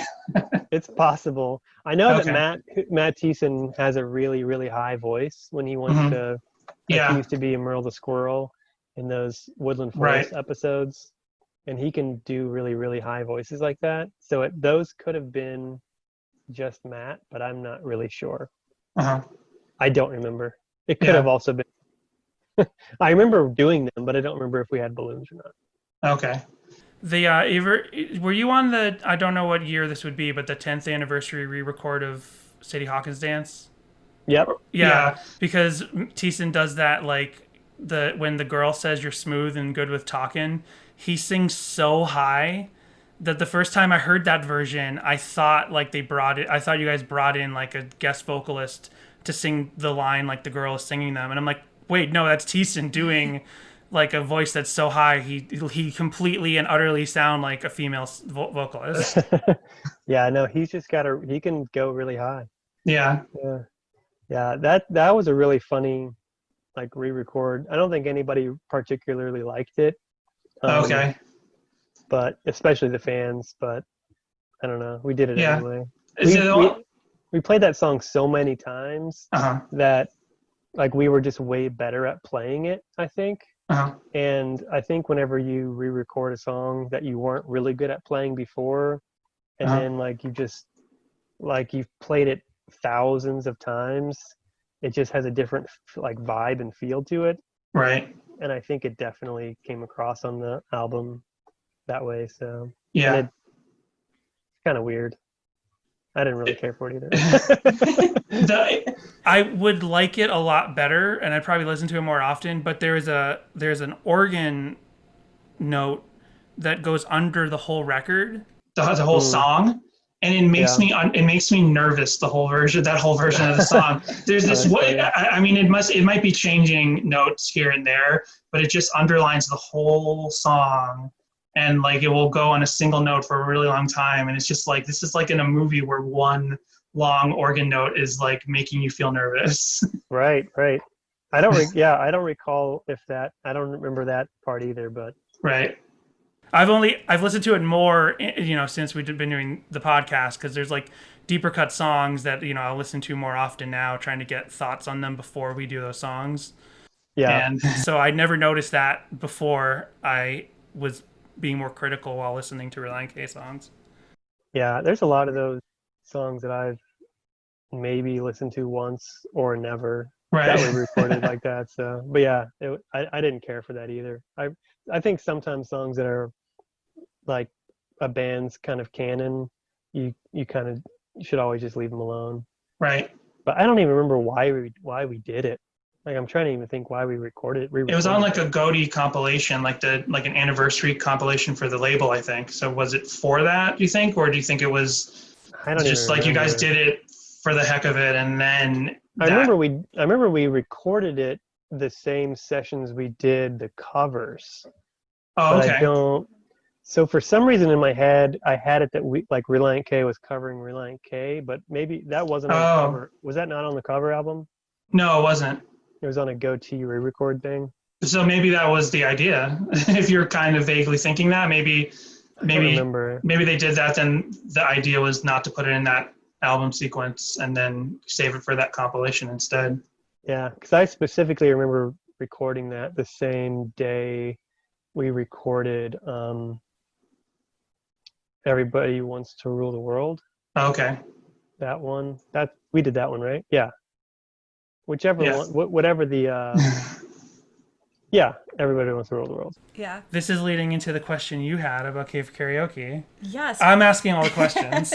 Which was, how were the K for Karaoke songs chosen? Were they just songs that the band liked, or songs that inspired you guys, or how were those kind of picked?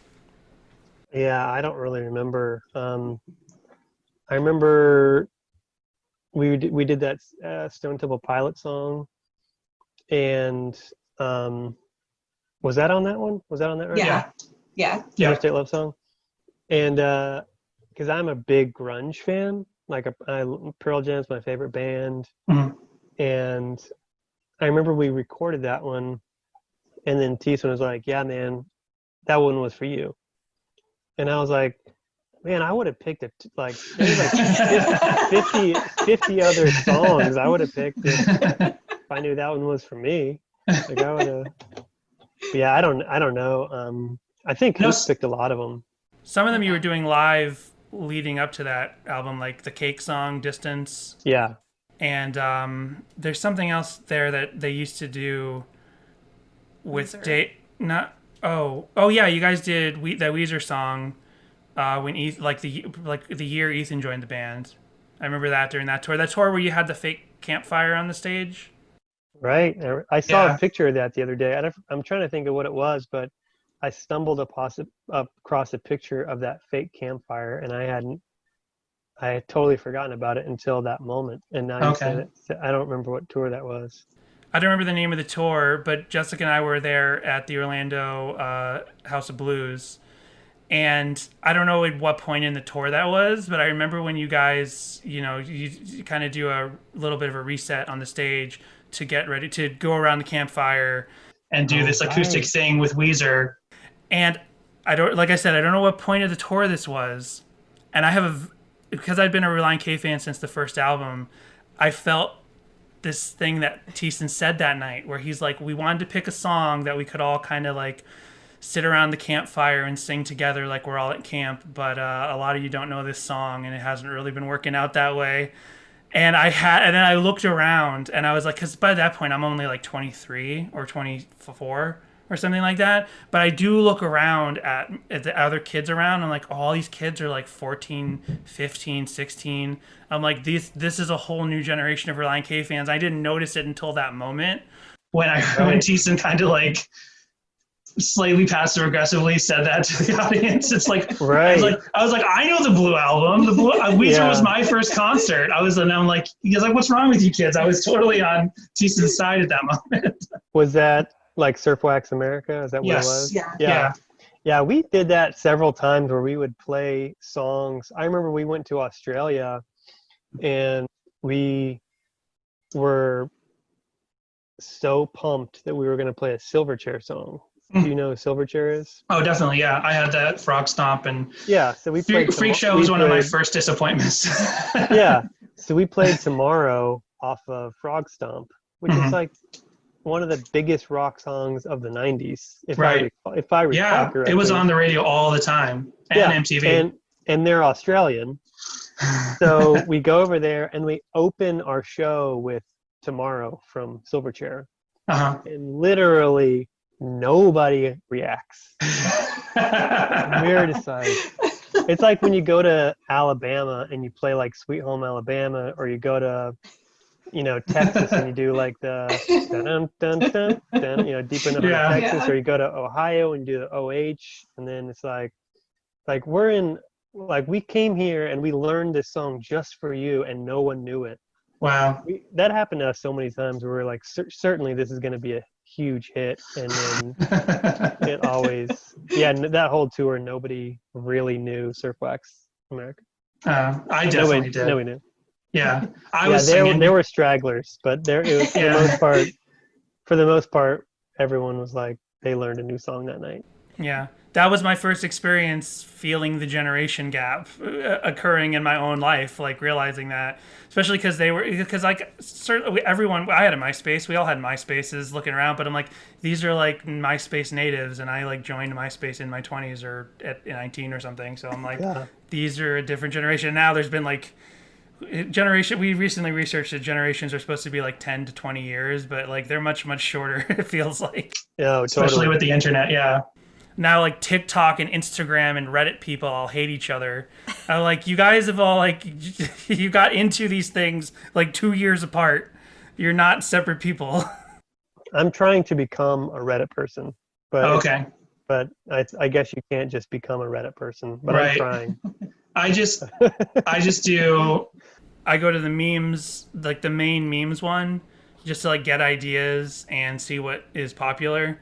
And then now I've started going to the Relient K's subreddit and I just post my Relient K memes there. Oh, nice. I haven't never even been to the Relient K. Is it a big community there or not very big? It's like on the smaller end, it's a larger one. It's like a couple thousand people. Yeah. Sometimes you see a Reddit and it's like 25 people and you're like, there's nothing happening here. Maybe I told you that I think I told you this before, but my son has just recently discovered Relient K. Right. And he's totally into it. And the funniest thing is that his favorite album is Air for Free. And I haven't even heard, like, I'll be honest with you, I haven't even heard that album very, very often, or very many times. I've listened to it a couple times, but I don't like know the songs. And he'll be singing a song and be like, oh, that's pretty cool. What is that? He's like, dude, it's a Relient K song. I was like, sorry, that was after me. So But anyway, I'm having to do a lot of like old Relient K research and going down the the rabbit trails on YouTube and stuff to appease my 12-year-old now. So Yeah. the funniest story with my son was, maybe I told you this, I don't know, but No, you told the other podcast this, but please tell our listeners. I think I know which one you're talking. I don't want to spoil it. The Tonight Show story. Yes. Yeah. Yes. So my son was watching, I forget who it was, but he was watching one of his like tween idols on Jimmy Fallon or whatever.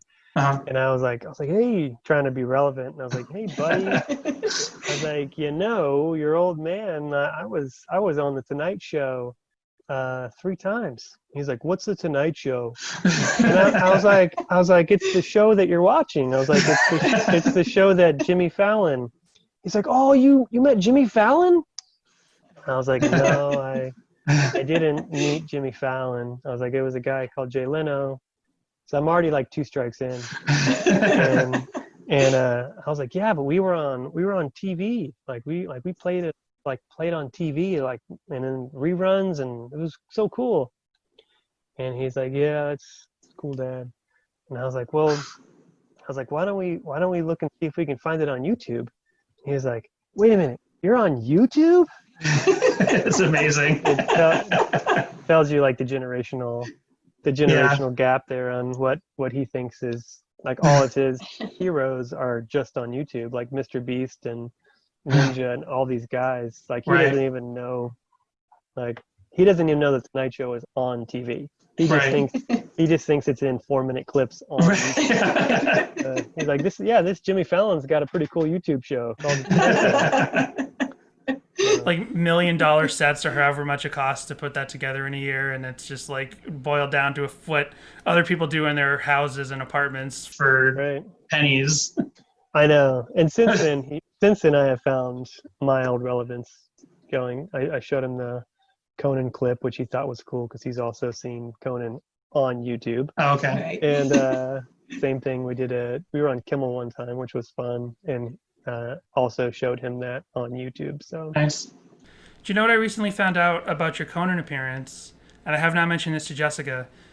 I just figured this out recently. Apparently, they put that performance, I don't know if you knew this, but on like the Academy screener for that year.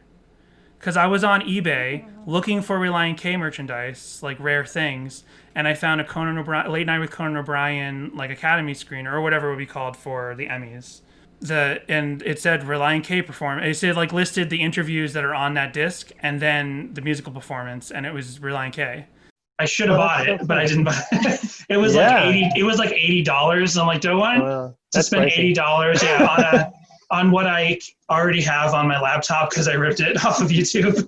Yeah, that's funny. Yeah, that was a lot of fun. There's a moment in that in his monologue where he mentions Relient K, and you'll hear this really loud scream. Okay. And then Conan kind of makes a joke. He's like, "Ooh, I booked him." Huh? He did this kind of funny thing. But that was all of our wives. So there actually were like no fans of ours there. But they had, they were guests, so they had guest tickets or whatever. But if you go back and I don't know if it's just a performance or you have the whole show, but if you listen to his monologue, there's like a massive scream, but it's just our wives. So okay, that's hilarious. Yeah. Well, we have like some other like random questions to ask you, and some of these might predate your time in the band, but we're just curious if you know like some of the background mythology. The first one is last week's episode we did Skittles and Combos. So I was curious if even in your time, 3 years after that song came out, were you still getting pelted with Skittles and Combos? Every show, every single show until, yeah, I mean, it got to a point, like when I first started, we would get Skittles and Combos by the, like, I mean, I was going to say by the merch bin, but you don't have a frame of reference to how big that actually is. Right. Think about a Rubbermaid tub, uh-huh. like a really big Rubbermaid tub. We would get that many every night. Wow. And I'm not even exaggerating. Hundreds and hundreds a week we would get, and we would end up giving them away because we just couldn't eat them all. Right. And then people in the band got kind of sick of them and a little bit almost turned off by them. I would think so. Yeah. We ate them one time recording last week's episode. I'm like, I don't need Skittles or combos. Yeah. But then there was a turn where we stopped getting them. Oh. And then every once in a while we would like get a bag of combos or a bag of Skittles. And it was like the most, like everyone fought over those 3 days in the bus. Like you would walk in from after a show and there'd be a bag of Skittles on the counter, and everyone would just be like, "Oh, Skittles!" So,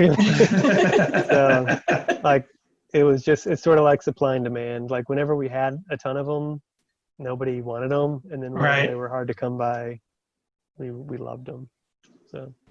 So I was curious if you know, did I know the song was written before you were in the band, but do you perhaps know like why they picked Skittles and combos? Because in our research last week, all we came up with was like the front-facing like interview thing, like, oh, we love Skittles and combos. But it's like, no, for real, why did they pick Skittles and combos? Because we're like, it turned out Thiessen had never even had a combo before he wrote the song, and like, I want to say that there were 2 of the people in the bands who liked Skittles.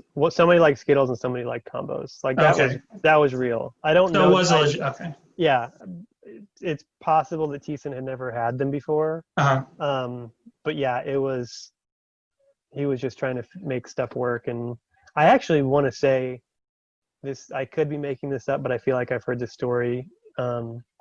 That he was trying to say, whatever I put in this song, people will probably give us.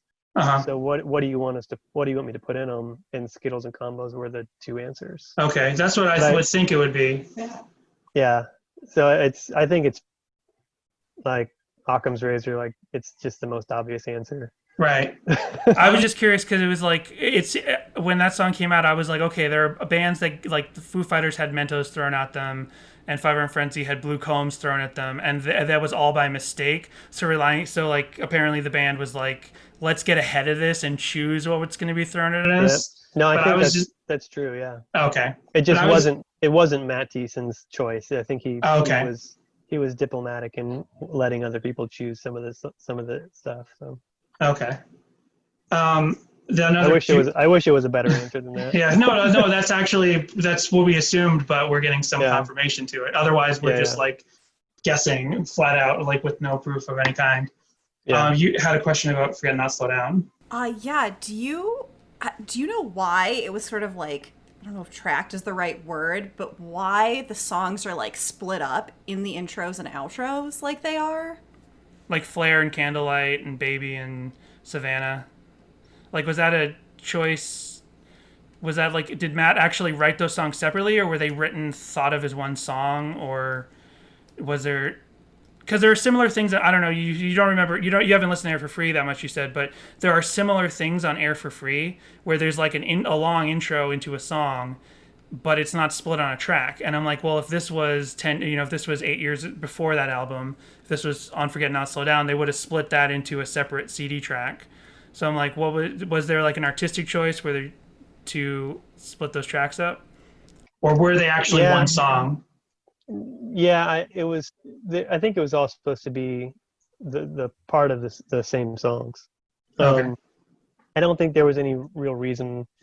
So is the question, why are they split up? Yeah, like why on the CD and it carries through to streaming, especially like This Is the End and If You Want It, which is one song. Like when I listen to that, I'm like, this is one song, but then it's split up into 2 different tracks, and I'm like, was it just like because in some ways it's a cool idea. And that's terrible when you're listening like on shuffle. Yeah.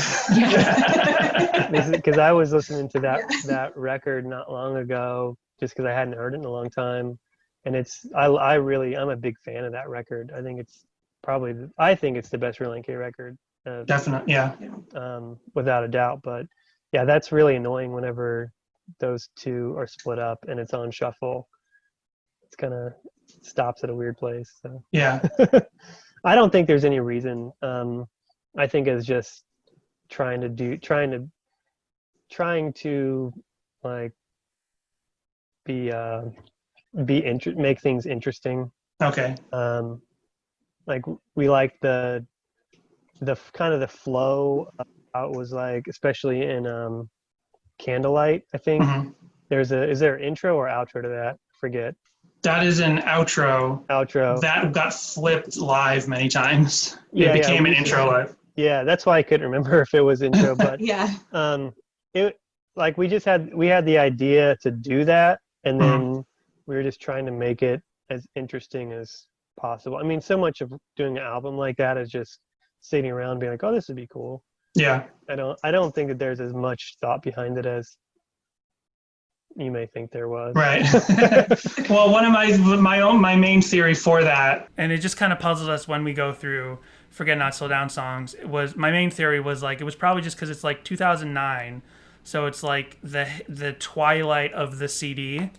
Mm-hmm. So it's like, what else can we do to milk? Because there's like pre-gap 0 tracks, and like I think like I always heard that it was Nirvana that created the hidden track with Nevermind, and like how many other things like that can you do by 2009 when the CD is about to die any day? It's like, here's another cool little thing. We just kind of split these songs into different tracks. That's pretty much it. Okay. Yeah. So there we go. That one worked. That theory was on the mark. And then the last one, and this is the big mystery. I don't know if you have any information about this or if it is such a deep-seated Relient K thing that you like are afraid to speak on it. What is this question? I hope it's good. I hope it's good. So if you need to say, oh, I can't speak, we'll understand. Do you know anything about the book, The Complex Infrastructure Known as The Female Mind, the quote-unquote relationship book, quote-unquote written by Relient K? Yeah, I do. What's the question specifically? Like, whose idea was? Do you know whose idea it really was? Do you know if Mark Nicholas is not a person, or if that's what like? No, Mark Nicholas is a person. I know. Okay. Okay. Because when we talk about that book, especially with Mark Nicholas, like there's no clear online presence for him unless he is also the person who wrote a book about living on a boat for a year. Do you think is that him? Could be. Okay. I don't know. Okay. No, this is probably a really sad answer. It might be a sad answer, but Relient K literally had nothing to do with that book. That's what we actually hope. Yeah, that's actually the happiest answer you could give us. Yeah, no, I think the way it was framed and the way that it turned out were two completely different things.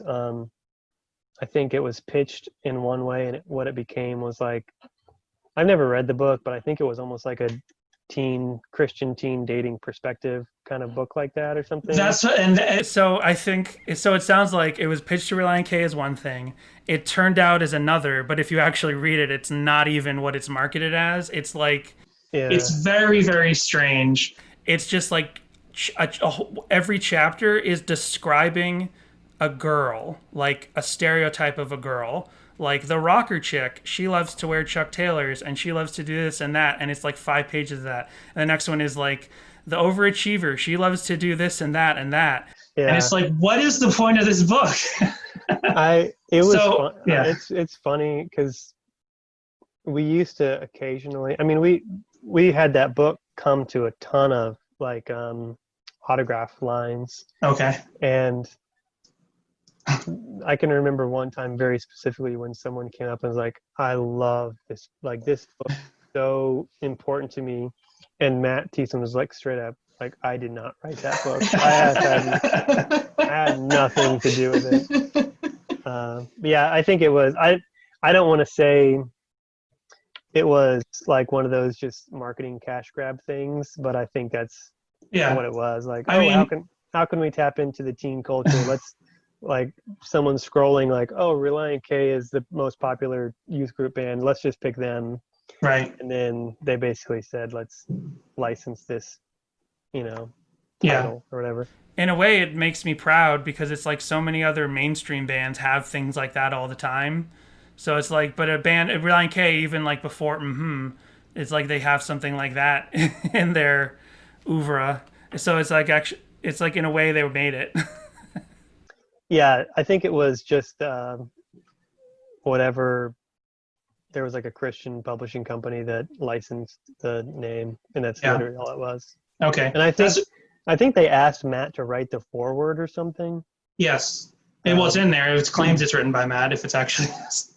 I think it was. I think that part is true, Mm-hmm. but I think it was before he had ever seen the book or whatever. But. Well, thank you for shedding some light on it, because I think these answers existed on the internet at one point. But strangely, they've been scrubbed from the internet. And it's not like I think there's some larger conspiracy. It's just like any blog that might have, or interview, or even a YouTube video that we found traces of, were just happened to disappear. Because like some things on the internet over time, an archive gets taken down or a video gets deleted because of copyright, or a website, they didn't pay their bill for the 15th year. And then it finally comes down. And so like every time we thought we had, otherwise, we just hear other fans who read those things when they existed, and we're like, well, we'd like to hear something that maybe explains it. But especially learning that Mark Nicholas is a real person, because honestly, there's no like about the author or about the co-author. When you look up Mark Nicholas online, there's multiple Mark Nicholases, and there's no disambiguation about who they are or like what else he could have written. And there are multiple authors called Mark Nicholas. One of them is like a football player from Europe, and he's also written books. So we're like, we don't think this is the same person. Yeah, I have no idea of any other books that he's written, but okay, I do know who he is. So real person, not Matt's pent pseudonym or right. Well, we didn't think it. We definitely didn't think Relient K actually wrote it, because we have been reading it on Patreon. That's our thing. Oh, nice. That's our big Patreon content. And as we read it, we're like, there's no way this, because like Relient K references are sprinkled in like almost like they forgot for 20 pages to put a Relient K reference in, and then they toss one in where it's like, this doesn't feel like it's actually written by anyone. That's funny.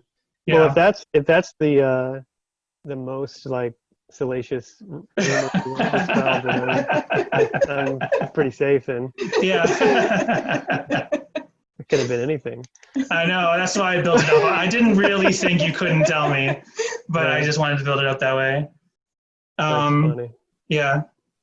Well, did you have any other questions? I don't think so. Anything that came up? That's all the questions I had. Every once in a while I can't think of an instance, but I'll listen to a podcast and you guys will like be circling right around the answer about something, and I'll be like, oh, I just want to tell them I want to tell them the truth about what's going on there. Right. But I don't have any instances of that, but examples off the top of my head. But every once in a while I'll tune in and something's like pretty close, and there's been a couple times where things are like, I was like, oh, if you only knew the real story behind that. That's funny. Well, I mean, you can always call at 402-95 Sadie. I have done that before. Yeah, you did. That was big doings for our listeners when people were excited for us when you called. That was super exciting. Liam was pretty pumped that I was going to do this. Oh, good. Because I was looking on Twitter and we were messaging, and he's like, "Why are you talking to Sadie Hawkinspot?" And I was like, I'm gonna talk to him later. I was like, really? He's like, oh, that's cool. Nice. He wants me to be like relevant in some way again at some point. So you could do a podcast. Yeah. I did. I've done one episode of 2 different podcasts, and then never did them again. Oh, okay. Did you actually put them up, or were they like test episodes? No, they were just. They just went in the can. Oh, okay. Yeah. We actually had a couple of those too. Yeah. Before we settled on Relient K. Yeah. Yeah, I just realized how much work it was going to be to do a good podcast, Uh-huh. and I'm sure you guys understand this more than anybody, but it's just so it's so much work to do it right, and you gotta you gotta research, and then you gotta Right. Yeah. record it, and you gotta book guests, and you gotta edit it, and Yeah. you gotta keep doing it every single week or I know. And I did one episode and I edited it, and I was such a perfectionist about it, and I mean I edited out all this the breath gaps and everything, and I mean my Logic timeline was it was cut up. And it took me 2 days to do one episode with no guest, no research, just me talking. And I was like, I can't do this. I don't have the time to do this. So maybe someday. I've got a lot of ideas about. I'd love to do one on futurism or kind of incorporate some of my hobbies into it. But it's just I can either do that or I can hang out with my family. So Yeah. I'd rather right now at least I'd rather do that while my kids are super young. So Well, we figured out the secret, which is do a podcast with your spouse, so you could also do that. that's a good idea. That helps greatly with us. My wife just finished grad school, so she's been and my wife's a therapist now, so there's very little that she and I could talk about because she's so much smarter than me now. Mhm. She just has a unbelievable perspective on everything, and she's so well read and well spoken, and whenever I try to talk to her about anything I just immediately feel really dumb. So I don't know that I could do a although it'd be fun, but our interests are so wide or so spread out right now. I don't know what we could do. We could do one about how we don't have anything in common. Maybe that. You could at least try a test episode of that and see how that goes. It might be good. Yeah, this is a podcast I'm expecting. Yeah, we have nothing in common, but we're happily married. So yeah. I couldn't remember. You told me in a DM a couple months ago that Liam listened to a few of our episodes at some point, or he's been listening. Yeah. And then and then that came up a couple weeks after that, and I couldn't remember who you said was listening. So I was like, Jon Schneck's one of his kids is listening, and I was like, it's his son or one of his daughters. I don't remember who, and I felt bad. I'm like, whichever one is whoever's listening, they're probably upset that I don't remember who is listening. Yeah, it was definitely my son. Okay. Yeah, I'll be honest. I only have ever listened to episodes about songs where I played on them. Right. So anything from all the way up to Air for Free. So everything in between those two records. Yeah, we had that. I think it was after you first called us. We did a Collapsible Lung song 2 weeks later, and Jessica was like, "I can't just dig because." Oh, that was a one that I was listening to where you guys were circling the drain about what it was your theory about what happened with that album. Oh, okay. And I remember, I feel like did you apologize to me at one point you said something about probably. Does one of y'all hate that album? Yes. Well, we both didn't enjoy it going in because when it came out, we both gave it a listen and we're like, oh, but we weren't disappointed or upset like other fans. We're like, oh, this isn't for us. That's fine. And 2013 was a big transitional time in our life, so we didn't have time for new music at the time. So we just kind of moved on from it. And then coming into this podcast, we were like, well, now we got to dig into Collapsible Lung. And Jessica was the one who was like, I hate this. And I'm like, no, there's some good stuff here. Which is the opposite of our personalities in everyday life. I'm the one who hates pop music and hates mainstream entertainment. And Jessica's the one who loves almost anything else, Yeah. Yeah, that was an interesting album for sure. And you guys were almost hitting on a lot of points when you guys were discussing that one. It was pretty, and I wanted to be like, no, you're so close. Yeah. Well, but I don't remember specifically, or I would tell you, but I forget exactly. But okay, that's fine. Well, we did PTL. We did Can't Complain. Can't Complain.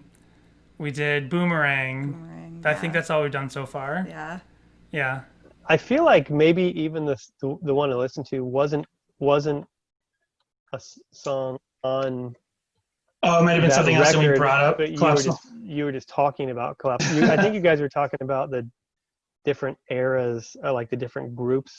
Oh, we were talking about, I think that was, we were just talking about An Air for Free or Forget and Not Slow Down song, and how there's a group of fans who really want to put Forget is part 1, Collapsible Lung is part 2, and Air for Free is part 3, but we more see it now as like, Forget and Not Slow Down is part 1, Air for Free is maybe part 2. Like, we don't see Collapsible Lung as fitting as part of a there's these fans who see there to be a trilogy of stories, and we're like, it's headcanon, and I don't want to like tear down, although I've certainly done this, and I apologize to any fans who are upset that I've done this, but like, it's their headcanon to put that in there like that, and I'm like, but I don't see the proof of that, like, especially because it's like, people are like, Collapsible Lung is a story album, Collapsible Lung is a story album, like how Forget Not Slow Down is a story album. People will say Collapsible Lung is a whole opera, it's a story. And I'm like, but they'll say that. It's not a story. No. See? Because... Narrator, it wasn't a story. But in those theories, in those people who have that headcanon, and there's this theory out there, and they'll say that, those fans will say that, I'm like, if that were true, why wouldn't anyone from, like, everyone, like, the band talks about, there's interviews talking about Forget Not Slow Down, how it's a story and how it came about and what Thiessen was going through at the time and the cabin and all that stuff. Yeah. But then, like, Collapsible Lung comes out and this group of fans come out with this theory, but I'm like, there's not a single comment from anyone in the band that supports it. So why wouldn't they say that, especially when it would technically quell some hate for the album? No, Collapsible Lung, not a story. It's actually really, I look at it as 2 albums, because we did half of it with Paul and half of it with Aaron Sprinkle. Right. And it's really, I think it's kind of just a big mess, but it does, I don't see how anybody could listen to that album and think it's a story. Right. I think it's because a lot of the songs happen to be about couples. Like, right. it's always about whether it's Thiessen or it's a narrator, whoever. It's like that voice of that narrator and a girl. But to me, if you listen to the sequence of songs, sometimes it's like a problematic relationship, like in Boomerang and PTL, and sometimes it's seemingly like a loving relationship, like in Disaster. I'm like, how can this be the same couple if they're going back and forth, like from like she's hacking his phone to we've got a baby and we're having sex after church? Right. Yeah. It was definitely that album was not cohesive at all. It was it was not. But there were a lot of songs I really like on it. Boomerang was one of my. I thought that was a really fun song. Yeah. I love Boomerang, actually. No, I love. Did you listen? Because there's the unofficial, to us, the greatest Relient K music video ever made was that cartoon we found. Did you? I saw you posted it on Instagram. Yeah. I can't not watch that video when I think of it. Yeah, it was pretty good stuff. Yeah, we need to get that guy to do like a real one. Yeah. He should do. We put out that live, that kind of 2-show live album. We should get that guy to just do a video to some of those songs. It'll be fun. Yeah, so that was cool. I guess and on essence, that's the most recent thing with Relient K is the live album, which was like originally a vinyl. They were 2 vinyls. Yeah. Now they're on streaming, and you're on the first half, I think. Yeah, right? The first one was an older show. Yeah. I think that was an instance where Mark just found those. He came to a show and just recorded it randomly. Okay. And then the other one I think was on purpose. Okay. The one that was post me touring. Right. But the first one, I think Mark just recorded out of the board and then was like, "Hey, I found these songs going through a hard drive. You want to do anything with them?" And that was kind of the first version. I think it was at Rocketown in Nashville. Yeah, I think so. And then the second one was I don't even know where it was, but I was not there. So right. Oh, and I guess that's one other question I meant to ask. There's conflicting information about when you would have left the band, because like Ethan leaving the band has news articles to this day, but then you and John Warren leaving the band just kind of like seems to just kind of occur, and there's no like news articles of saying John and John are in the band anymore. So was there like and then there's an interview with Hoops that we heard where he says like you and John never officially left the band, that you just kind of didn't pick up on a tour. Yeah, so I mean, as the stories go, there's always like two sides in the truth. I guess two sides in the truth is kind of how you say that. Yeah. But I mean, kind of what the real, like the real story is basically like nobody really wanted to tour enough to like make it a full-time job for all of us anymore. Okay. And that's kind of what happened at the end, like in the end. Mm-hmm. And so Ethan left after I think his last show was December in 2012. So okay. The last show we all played together was at Rocketown, actually, in Nashville in 2012, and then 2013 kind of started the post Ethan era. But John and I just basically like kind of accidentally found jobs. Okay. And we took a long break after that, and I think it wasn't until like February that we started playing shows again, and John and I were both like, I think we're just kind of gonna sit this one out. And I've played some shows. I did a run with them in 2013 or 2014, I forget, where I played bass. Okay. Which was a lot of fun. And Tom Breifogel, the guy who played bass, I think on the last tour, was playing drums. So it was me. We were a 4-piece, so it was me, Thiessen, Hoops, and Tom. Was that part of 10? If that was 2014? No, it would have been before that. Okay. And then I played the Nashville 10 show. Okay. And that was probably the last time I was ever like officially on stage with Relient K. Would have been okay. 10 show in Nashville. And we've talked about trying to get together and do a 10-year of Forget, which would have been fall of 2019. Right. And then I had lunch or a dinner with Thiessen not too long ago, and he said he thinks it feels more like. Oh no. We lost you. Okay. I lost you. Okay. Yeah. So I had dinner with Thiessen not too long ago, and he said that he feels like Relient K would be more Relient K if we did a 12-year anniversary tour of as opposed to a 10-year anniversary. Right. Especially with COVID having just happened. Right. Yeah, I know. So part of me is glad that we didn't try to book something this spring because it wouldn't have worked out. But yeah, I think at some point we'll probably do like a album tour of Forget. That'd be amazing. Because I would love to do that.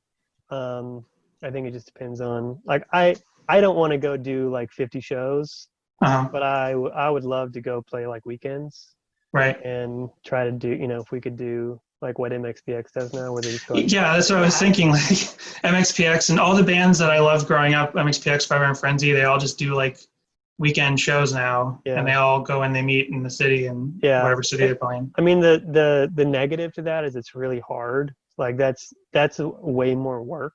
Mm-hmm. Oh, okay. And it's way more expensive to tour that way. Right. But also if you have family and do other things, it's a much more reasonable to tour that way. Mm-hmm. But it's just a lot harder. So I know Thiessen likes the kind of the road lifestyle. When he gets out there, he likes to do it. So it'll just depend on if he wants to do it or not. So, but I would definitely love to get out there and do some 10-year or forgets shows. I think that'd be fun. Yeah, that'd be amazing. Yeah, I feel like we didn't live in Forget and Not Slow Down enough when it was out, and now doing this podcast, we really know those songs so well. Yeah. They're like we saw those songs live so many times, but not like focusing on those songs when they happened. Like we were waiting for and anything from the first 3 albums and 5 Score, and then it was like wasted that we we got to, and they did a couple of those songs for the Air for Free tour, for the Switchfoot tour in 2016, but it'd be amazing to hear that whole album. Yeah. It's a good album. It's the one album that I can put on and actually really like. So yeah, and it's always the album, especially now that we're like the Relient K people, to like all our friends online who either knew us before we did this podcast or are meeting us. Cause like we have friends who do other podcasts that have nothing to do with Relient K or even Christian music, and they're like, well, what do I listen to get into Relient K? And I'm like, well, check out Forget Not Slow Down. That's always where I point everyone. Yeah. And people ask me like MXPX stuff, because I do all this MXPX stuff online. They're like, what should I listen to? You're an MXPX guy. And I'm like, it depends on what you want. Do you want punk rock that sounds crappy, or do you want it to sound like, I have to get a baseline for what they expect from their punk rock. But if I'm telling someone, I tell everyone, just start with Forget Not Slow Down. Don't even worry about it. Yeah, the funny thing would be like if you start with Forget and then you go back to like the very first album. It's like, whoa, what happened? What's this transition? Which I'm sure has probably happened before. Yeah. But Liam, speaking of my son, because I always talk about him, but he loves the old stuff. Like he can go from any era with no problem, like no issues. Yeah. He's like, yeah, same band, great, it's cool. Yeah. I'm like, what do we say that? I feel that I more or less feel that way with Relient K, but there's so many other bands like Green Day or Blink-182 that I'm like, there's 3 different bands here and they are not the same band. But then like you see newer fans and they're like, it's exactly like Liam. It's like, Blink-182, it's all just Blink-182. Green Day, it's all Green Day. And I'm like, you listen to the new Green Day album and you think that? Right. I know. That's pretty funny.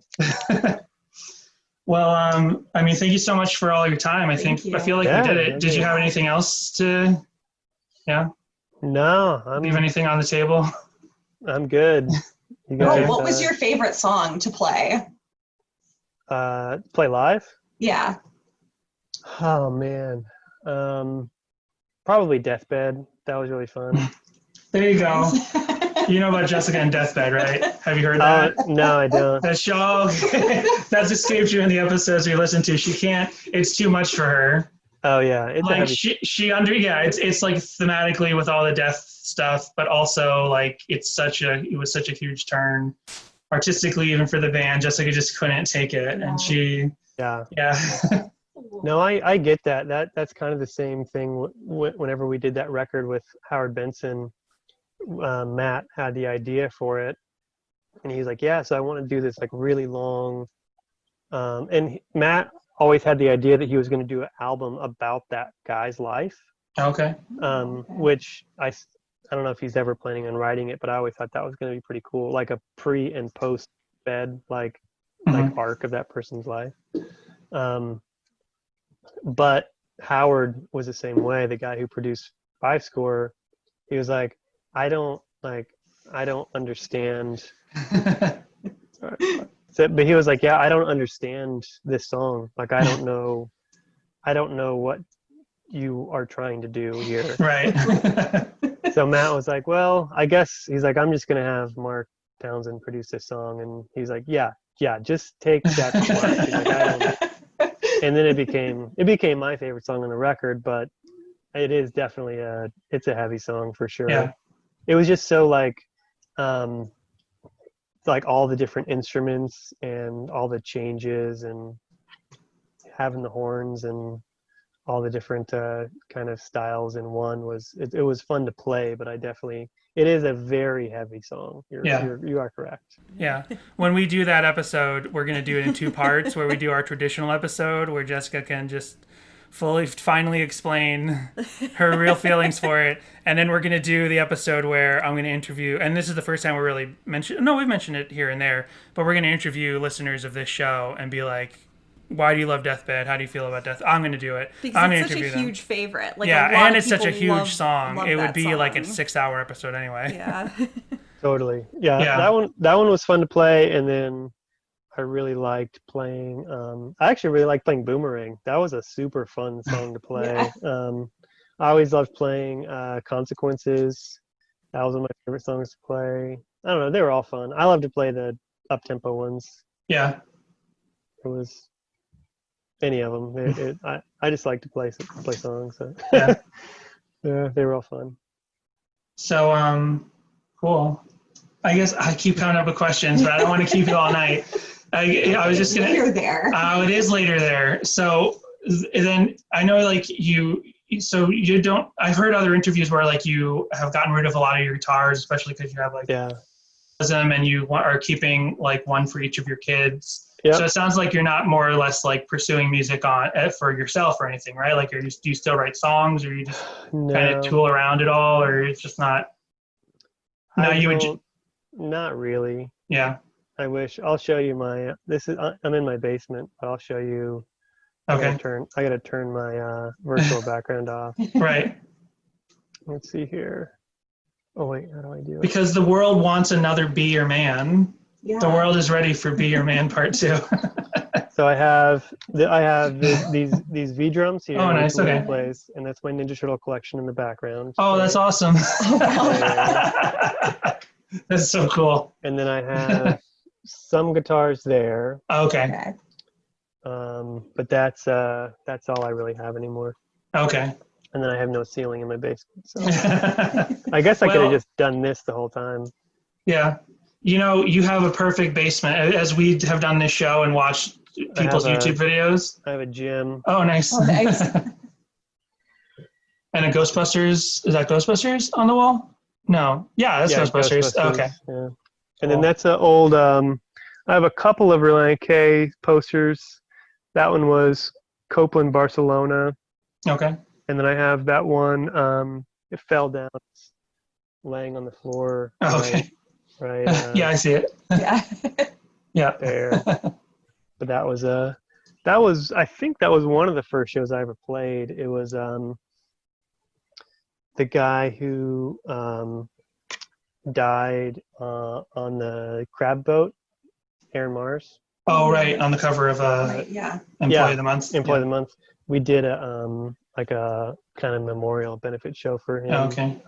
That was from that poster. So. Okay. I don't have a ton of Relient K stuff. I do have this. This is probably my only Relient K memorabilia that I have. It's probably the coolest thing you'll ever see in your life. But it's a tin. A tin poster? Oh, cool. Yeah. That's awesome. That's so cool. Oh, that's cool. Oh, wow. Was that actually sold, or was that just like... I have no idea why I have it. But that's awesome. I have a couple of things that remind me about my my former life. Yeah. And that's I have a couple of I don't know if you can see. Hold on. I see your Pearl Jam record up there, right? Oh, okay. I got a nice. couple of little things here, 2 lefts. Oh, cool. There. A couple of those. Now that's what I call Music 19. Yeah. Is that what the one where Relient K was on? We had 19 and 21, I think. Oh, okay. I haven't actually looked into it. That's cool. I was gonna say your basement is. You could tell Liam that your basement is perfect for making YouTube Relient K fan videos, because we've seen much worse basement. Your basement is just fine. Yeah. We've seen way creepier ones with people doing drum covers and lip syncs. Yeah, my basement is basically acceptable for In the Garage from Weezer. This is kind of what I'm like, well, this is my version of Rivers in the Garage right here. Yeah. So yeah. Cool. Well, thank you so much for talking with us. Yeah, thank you for your time. Anytime. I love reminiscing. I don't get to talk about Relient K very much with anybody other than to anyone that cares anyways. Every once in a while I'll talk with my son. So yeah, it's been fun. Thanks for having me. Anytime you guys have any questions you get stumped on, feel free to give me a text or a Twitter message, whatever. We will. I'll do my best to. I can be your anonymous. I'll be your anonymous source. So. Yeah. Great. Well, thank you so much. Yeah, Thanks. anytime. Good to talk to you guys. Have a good night.